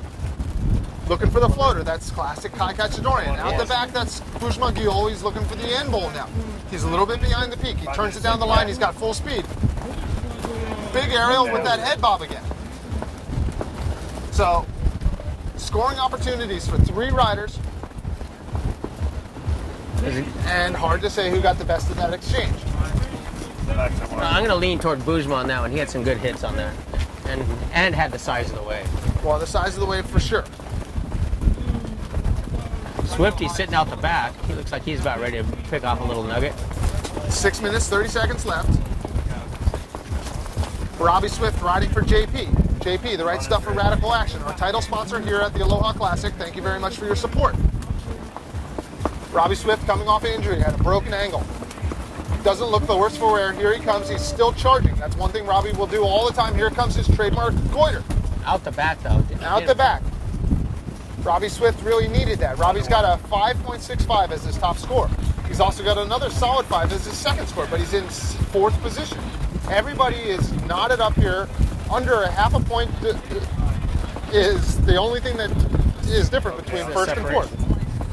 Is this one of the tightest heats so far, you think? Yeah, it's absolutely the tightest heat top to bottom that we've had all round. Here comes John Sky. That's not going to add to his score, but he's keeping busy. Out the back, this is Bujma Giol. Okay, I'm off the grid. Bujma solid off the top, blows the tail out. He's got room to work now. Nice top turn goes over the photon. Got to stay out of the way there, guys. Here's his 3rd turn. He's making a lot happen in a small space. And a 4th turn with an aerial blow tail out the back. Okay, I'm off the grid. This is Kai Katsanorian on the wave now. Nice solid turn. Here's his 2nd aerial, and he does not get a chance to make the 3rd. This is just a whitewater hit. It's not as good of a wave as Bujma's. So Bujma looks to increase the lead. He's in 1st place currently. John Sky's in 2nd. Okay, I'm off the 1. Kai's in 3rd. I don't know if that last wave will help. It's going to be interesting to see this scoring, if it's going to change the standings of Sky and Katsadorian on this one. If you look at the heats, if you look at the scores throughout this heat, we're not seeing anything over a 6.38. So it's not been a really high scoring heat, but everybody's got solid waves. It's kind of all in that mid-level 5.5 range. Robbie Swift has started off good, but he's had a little bit of a hard time as the last couple waves have unfolded. Here he is now, riding on the outside on the JP board. With a Neil Pride rig, changed his colors. He's in kind of a blue and purple. Definitely not the standard colors for Robbie Swift, but he's making his way, fading left, waiting for the wave to set up. Out behind him is John Scott. It's a nice wave for Robbie Swift. There it is. There's his aerial. Oh, God, landed right on top of the lip. Oh, nice buckets there. Good top turn for Robbie Swift on the 2nd one. And making a little something happen off the whitewater hit. Out the back, this is John Scott. Now, John Scott's probably looking for a big maneuver. The aerial is not quite what he wanted, but he's getting over the section. Here comes his top turn. Out the back, this is Bujma Giol, one-handed roundhouse. His wave looks a little bit better. So good wave selection for Bujma. He's able to, but he blows up on landing. Like he hit that bump again and it just stopped him. Yeah, and you know, Bujma's had ankle injuries over the years. He looks a little frustrated with that one. Yes. You are watching the double elimination of the JP Aloha Classic. This is the final heat of the 2nd round of the double elimination. The next heat will be Traversa, Campello, Brown, and I believe the winner out of heat number 22.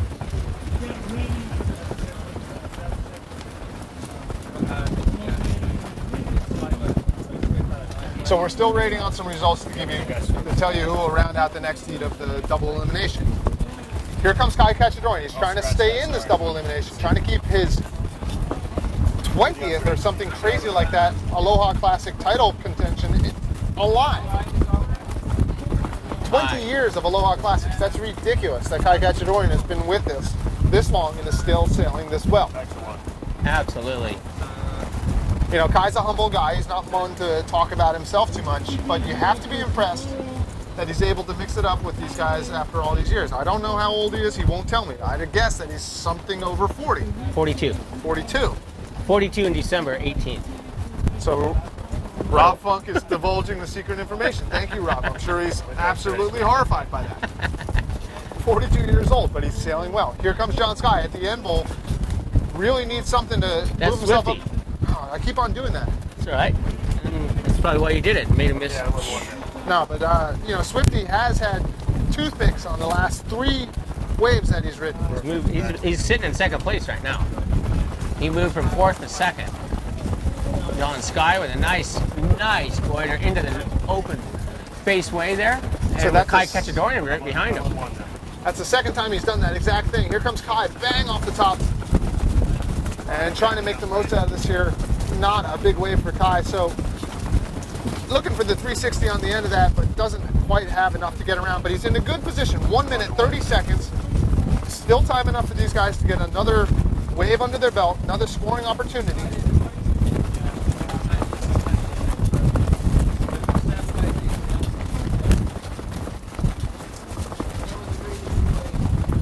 Yeah, these guys must be loving the wind now. Better than it was at the start of the day, that's for sure. Oh, absolutely. We started the competition around high noon, and the conditions were not there. But as we've gone through the day, the conditions have gotten better and better. You're looking at the wide shot of the outer portion of Ho'okipa Bay. Our 4 sailors are Bujma Giol, John Sky, Robbie Swift, and Kai Cachadorian. Get inside of the right hand sail. One good wave, anyone could win this.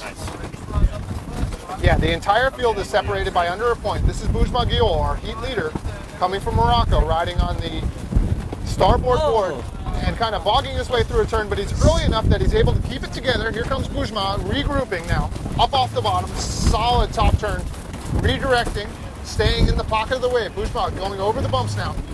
Good second turn, and he's got a closeout section coming towards him. What's he going to do? There's his aerial. Robbie Swift on the second wave. And this looks like a better one for Robbie. There's a nice full complete turn for Robbie Swift. He's got an aerial section down the line, coming at it with lots of speed.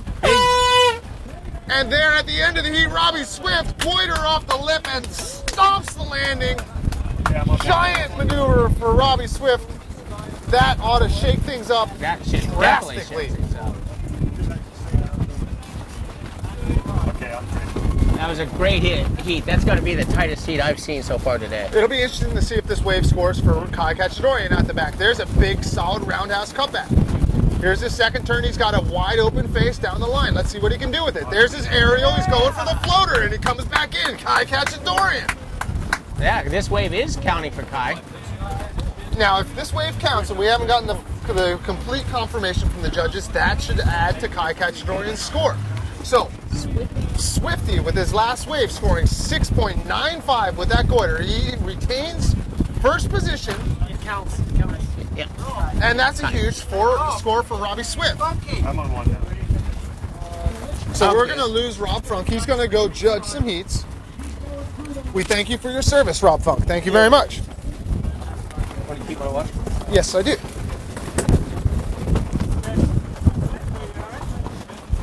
So I'm now coming to you in stereo as I have both microphones underneath my lips, and welcome to Ho'okipa Beach Park. We are now in the 3rd round of the double elimination, moving right along here. So I've got some results out of heat number 23. Winning the heat, Robbie Swift, K89. In second position, Bujma Giol, M3. And so coming up off the bottom, Kai Cachadorian gets into 3rd spot, and John Sky rounding it out in 4th. So Kai's last wave was a good one, 5.62, or 5.65, excuse me, and that will push him into 3rd place. What a tight heat it was, separated by less than 2 heats, less than 2 points.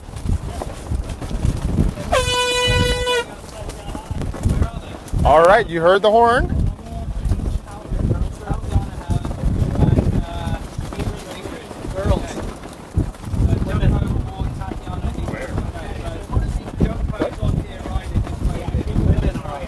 All right, so a little bit of a surprise here. It looks like we've gone to a women's heat, and we'll look to see who's in this heat, but by the looks of it, that could be Ingrid LaRoche. Nice, solid, gouging top turn, Ingrid LaRoche, riding on the Maui sails and the Fanatic board. And that wave will count for Ingrid LaRoche. We're live. So we're live here, and I'm going to give you Duncan Coombs, head judge of the PWA, to give us a little explanation about what is going on out there right now. Okay, so we have to have a heat break because the guys from the last heat advanced into the next heat on the elimination. So we've thrown the women's final in from the AWT. All right, a little bit of a mix-up. I'm sure that was a bit of a surprise for them. What did they say when you told them, here's your chance to get out there? Oh, they were keen. The conditions are good. You know, they were all waiting. They've been waiting for a couple of days because we did their round like a few days back. So they're all really keen to do it. And I think, well, with Halloween coming up tonight and wanting to have a few drinks, they just wanted to get the final out of the way. And so who's in this heat, Duncan? So we have Junko, we have Tatiana, we have Tiffany Ward. And that was Tiffany Ward on the wave there, going for an aerial and letting out a little bit of a scream as she kind of blows out the back. Tiffany Ward. And Ingrid LaRouche is the fourth rider. All right, so Ingrid LaRouche, Tiffany Ward, Junko Nagoshi, and Tatiana Howard. So Tatiana's on the outside. She's riding on the blue and red Neil Pride sail. Upwind, kind of going towards green trees. This is Ingrid LaRouche. Riding on the Ezzy rig with the starboards, that's Tiffany Ward, and out the back riding on the Goya rig, that is Junko Nagoshi. So we've got a women's heat here from the AWT event, and we're giving the ladies a chance to get Hokipa all to themselves. It is definitely worth the price of admission. If you're a little bit confused as to what's going on here, don't be. Basically what it is we've got two events running simultaneously. The AWT, which has got multiple divisions like the Masters, Grandmasters, Women, Juniors, is still trying to get to final results. On the wave now, this is Tatiana Howard. Tatiana doesn't quite like what she sees and she's going to kick out. Tatiana runs the butterfly effect, which is a wonderful event for women to kind of get on the water together. Usually stand-up, windsurfing, kite surfing, all sorts of different disciplines are represented. On the outside, one of my favorite women sailors to watch is Junko Nagoshi. Junko is fearless and really good at riding waves here at Hokipa. She lives here and spends a lot of time on the water, and it shows. Junko riding on the red and white Goya rig and is setting up now. She's fading left. Out the back is Tiffany Ward on what looks to be a really nice wave. Here comes Nagoshi now, negotiating her way down the line. Out the back, Tiffany Ward with the set wave. Nice solid turn for Junko, and here comes Tiffany down the line. Let's see if she's willing to hit it. So the wave closes out and she straightens out. Out the back, Ingrid LaRouche has got herself a nice scoring opportunity. The third wave of the set will be the smoothest one. Here she comes down the line, and this thing is opening up nicely. Here she comes. S turning down the line. Lots of speed, but it's going to close out. So a little bit of a missed opportunity there for Ingrid, but she did get some nice carving turns at the beginning of that wave. Out the back, looking for a scoring opportunity of her own, this is Tatiana Howard. Here she comes, banging off the top.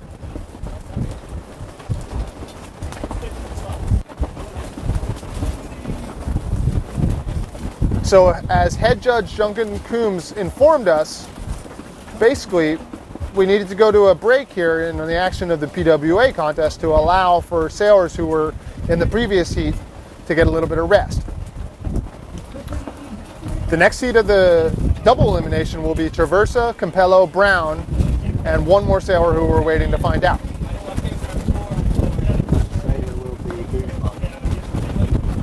So the final sailor in the next heat of the double elimination will be Bujma Giol.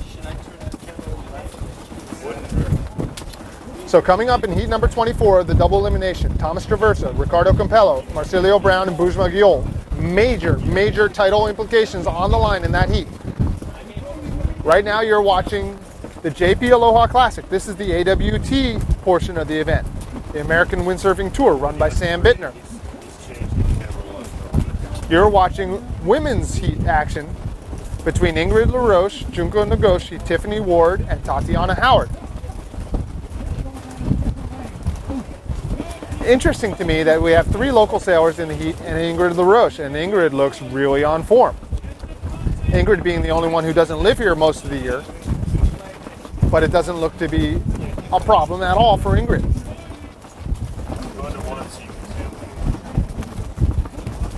I'd like to say happy Halloween to all of y'all. I got my costume in the bag and willing to pull it out if necessary.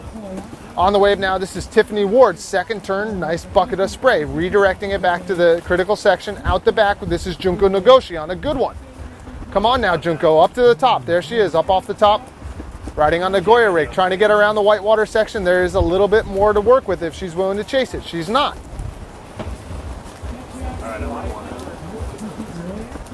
This is Tatiana Howard riding on the Neil Pride rig, coming down the line. Little bit of a spray there, coming around the whitewater section. And now up off the top for Tatiana.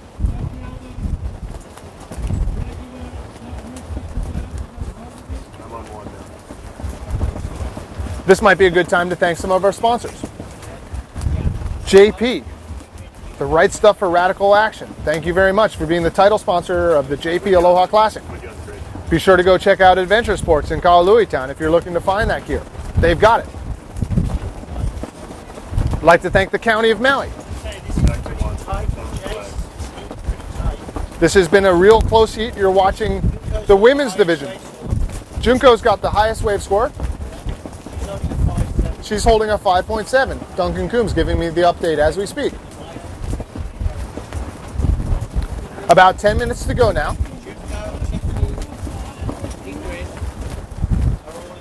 So Junko, Tiffany, and Ingrid are all real close, knotted up here. Yeah, and Tatiana's still waiting for a good score. So thank you very much to Duncan Coombs, head judge of the PWA, giving us an update here of our women's heat of the AWT Tour. So apparently, 2 out of the 4 women have come inside and changed rigs. I guess it probably got windier, and they're looking for a little bit of a smaller rig. The girls didn't get a warm-up of any sort. They just got thrown into the mix.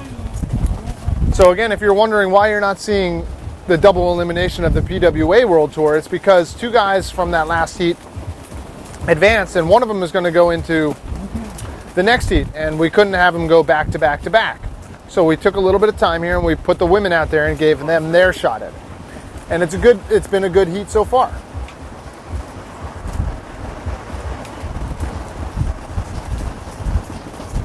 So coming up in heat number 24 will be Thomas Traversa, Ricardo Campello, Marcilio Brown, and Bujma Guiol. The heat after that is Huban, Victor Fernandez Lopez, Robbie Swift, and Alex Mussolini. Riding on the wave now, this is Tatiana Howard. Nice, solid top turn from Tatiana. That is her best hit of the heat so far.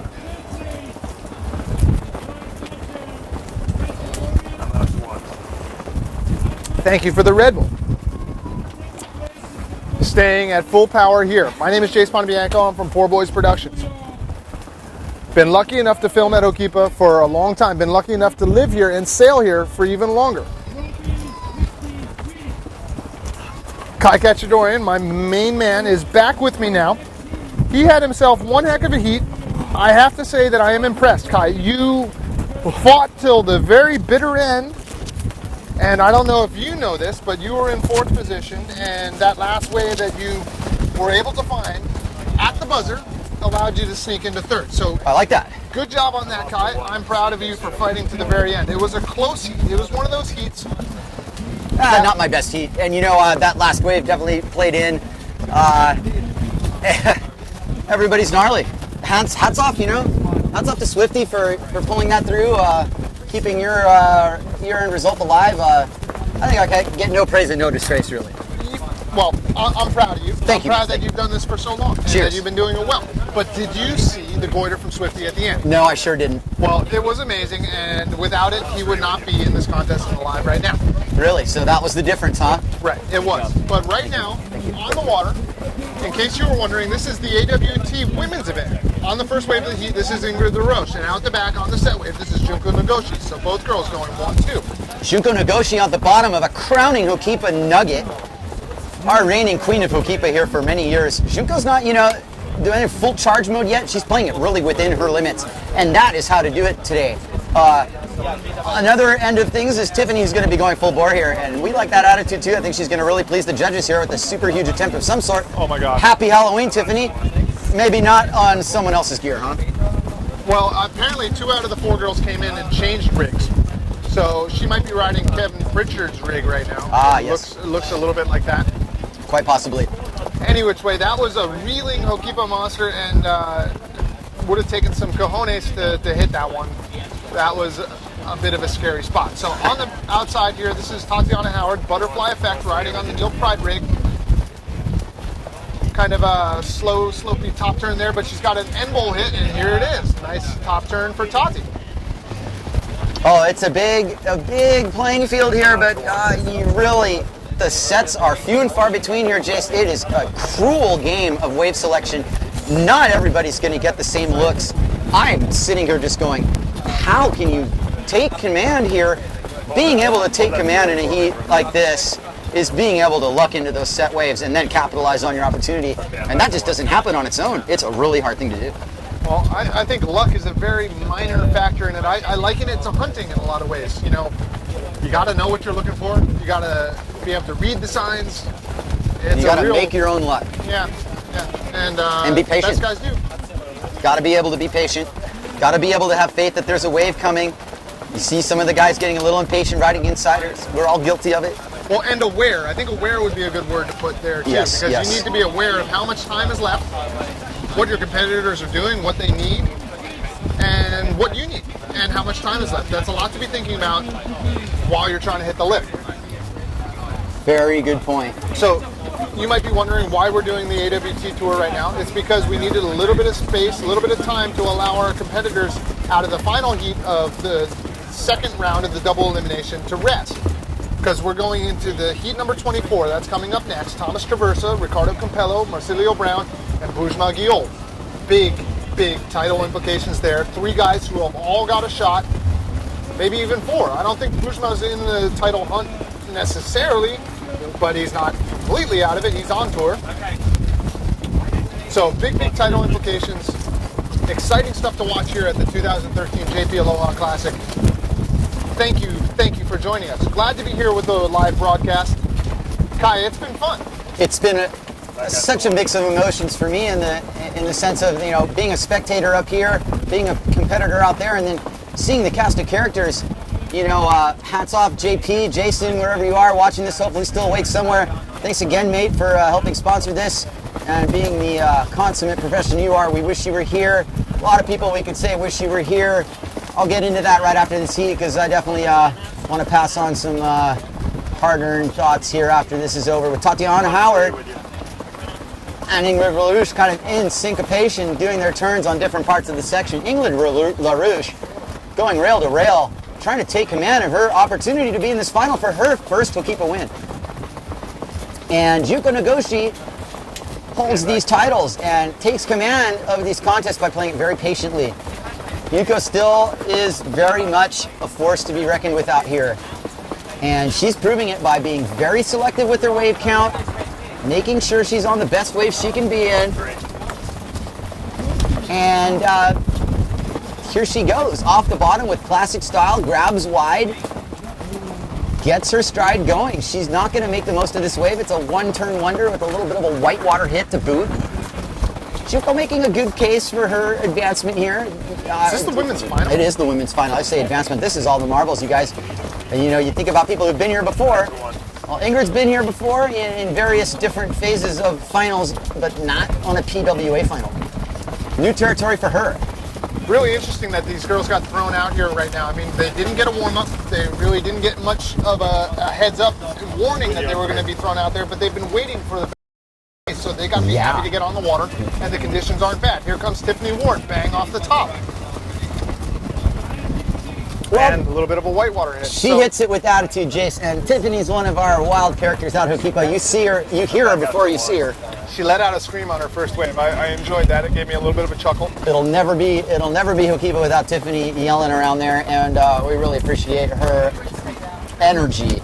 Is the understatement there. Her energy that she brings to this. It's quite something. I'm going to check out for 1 second here, Kai. Murphy in stereo. All right. Thank you, Jace Bianco. Just for 30 seconds. You're a champ, bro.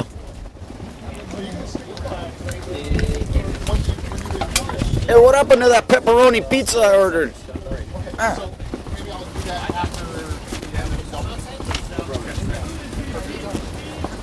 Tatiana Howard, Miss Butterfly, Madame Butterfly herself. Outside of her is Ingrid LaRouche. Tatiana sizing up her point riding opportunity here. And she's going to go to town here as Ingrid really sets up what's going to be a commanding situation for her if she can capitalize. Tatiana kind of bogs her turn. The wave says, thank you, but no thank you, Tatiana. Kind of denied on that. Ingrid doing a wide arcing bottom turn to get around that section, realizes the importance of making waves here in this situation. And she's got a real powerful stance. Ingrid just goes to town off the bottom. It's a bottom turn with intention. It's a lot of intent. Head dip for Ward, who heads towards the channel, and you know, she's not done scoring yet. There's a little contact to be made off this white water. She's connecting the dots. Tiffany Ward with a great contest. We're super proud of her. Awesome job, Tiffany. We are going to switch video players after this heat. There will be a slight pause in the action here at the 2013 JP Aloha Classic, sponsored in part by Nalakai Lodge. I started already 3 days ago, like in perspective, Ukipa delivering the goods here once again. We've been spoiled rotten here since this contest started. I remember there being 2 weeks of no wind at all, glassy surf every day out here. We're wondering what was going to happen. Those in the know kind of get the feeling that if something like that sets up before a contest, it can do nothing but blow for a couple of weeks. And that's what we've got on tap. It's just going to be windy every day here on Maui, our paradise for windsurfing and wave sailing. Wish you were here if you're not, but we're bringing it to you live as Junko Nagoshi, powerful sailor from Japan, Maui local for years now, current queen of Hokipa, let there be no doubt. She sizes up this wave riding opportunity here to get under the lip. Pristine Hokipa section. She goes straight to the top. That is awesome wave riding from Junko, who continues this ride. The judges want more. She's going to give you more. She's going to go to the channel to give you more. Unfortunately, that's it. The heat's over. And Jace, that was about half of what I saw. We got my result while that heat was in play with Bujma Guillot in second and Robbie Swift winning. And we're going to go to commercial break while we change our video player. Be right back.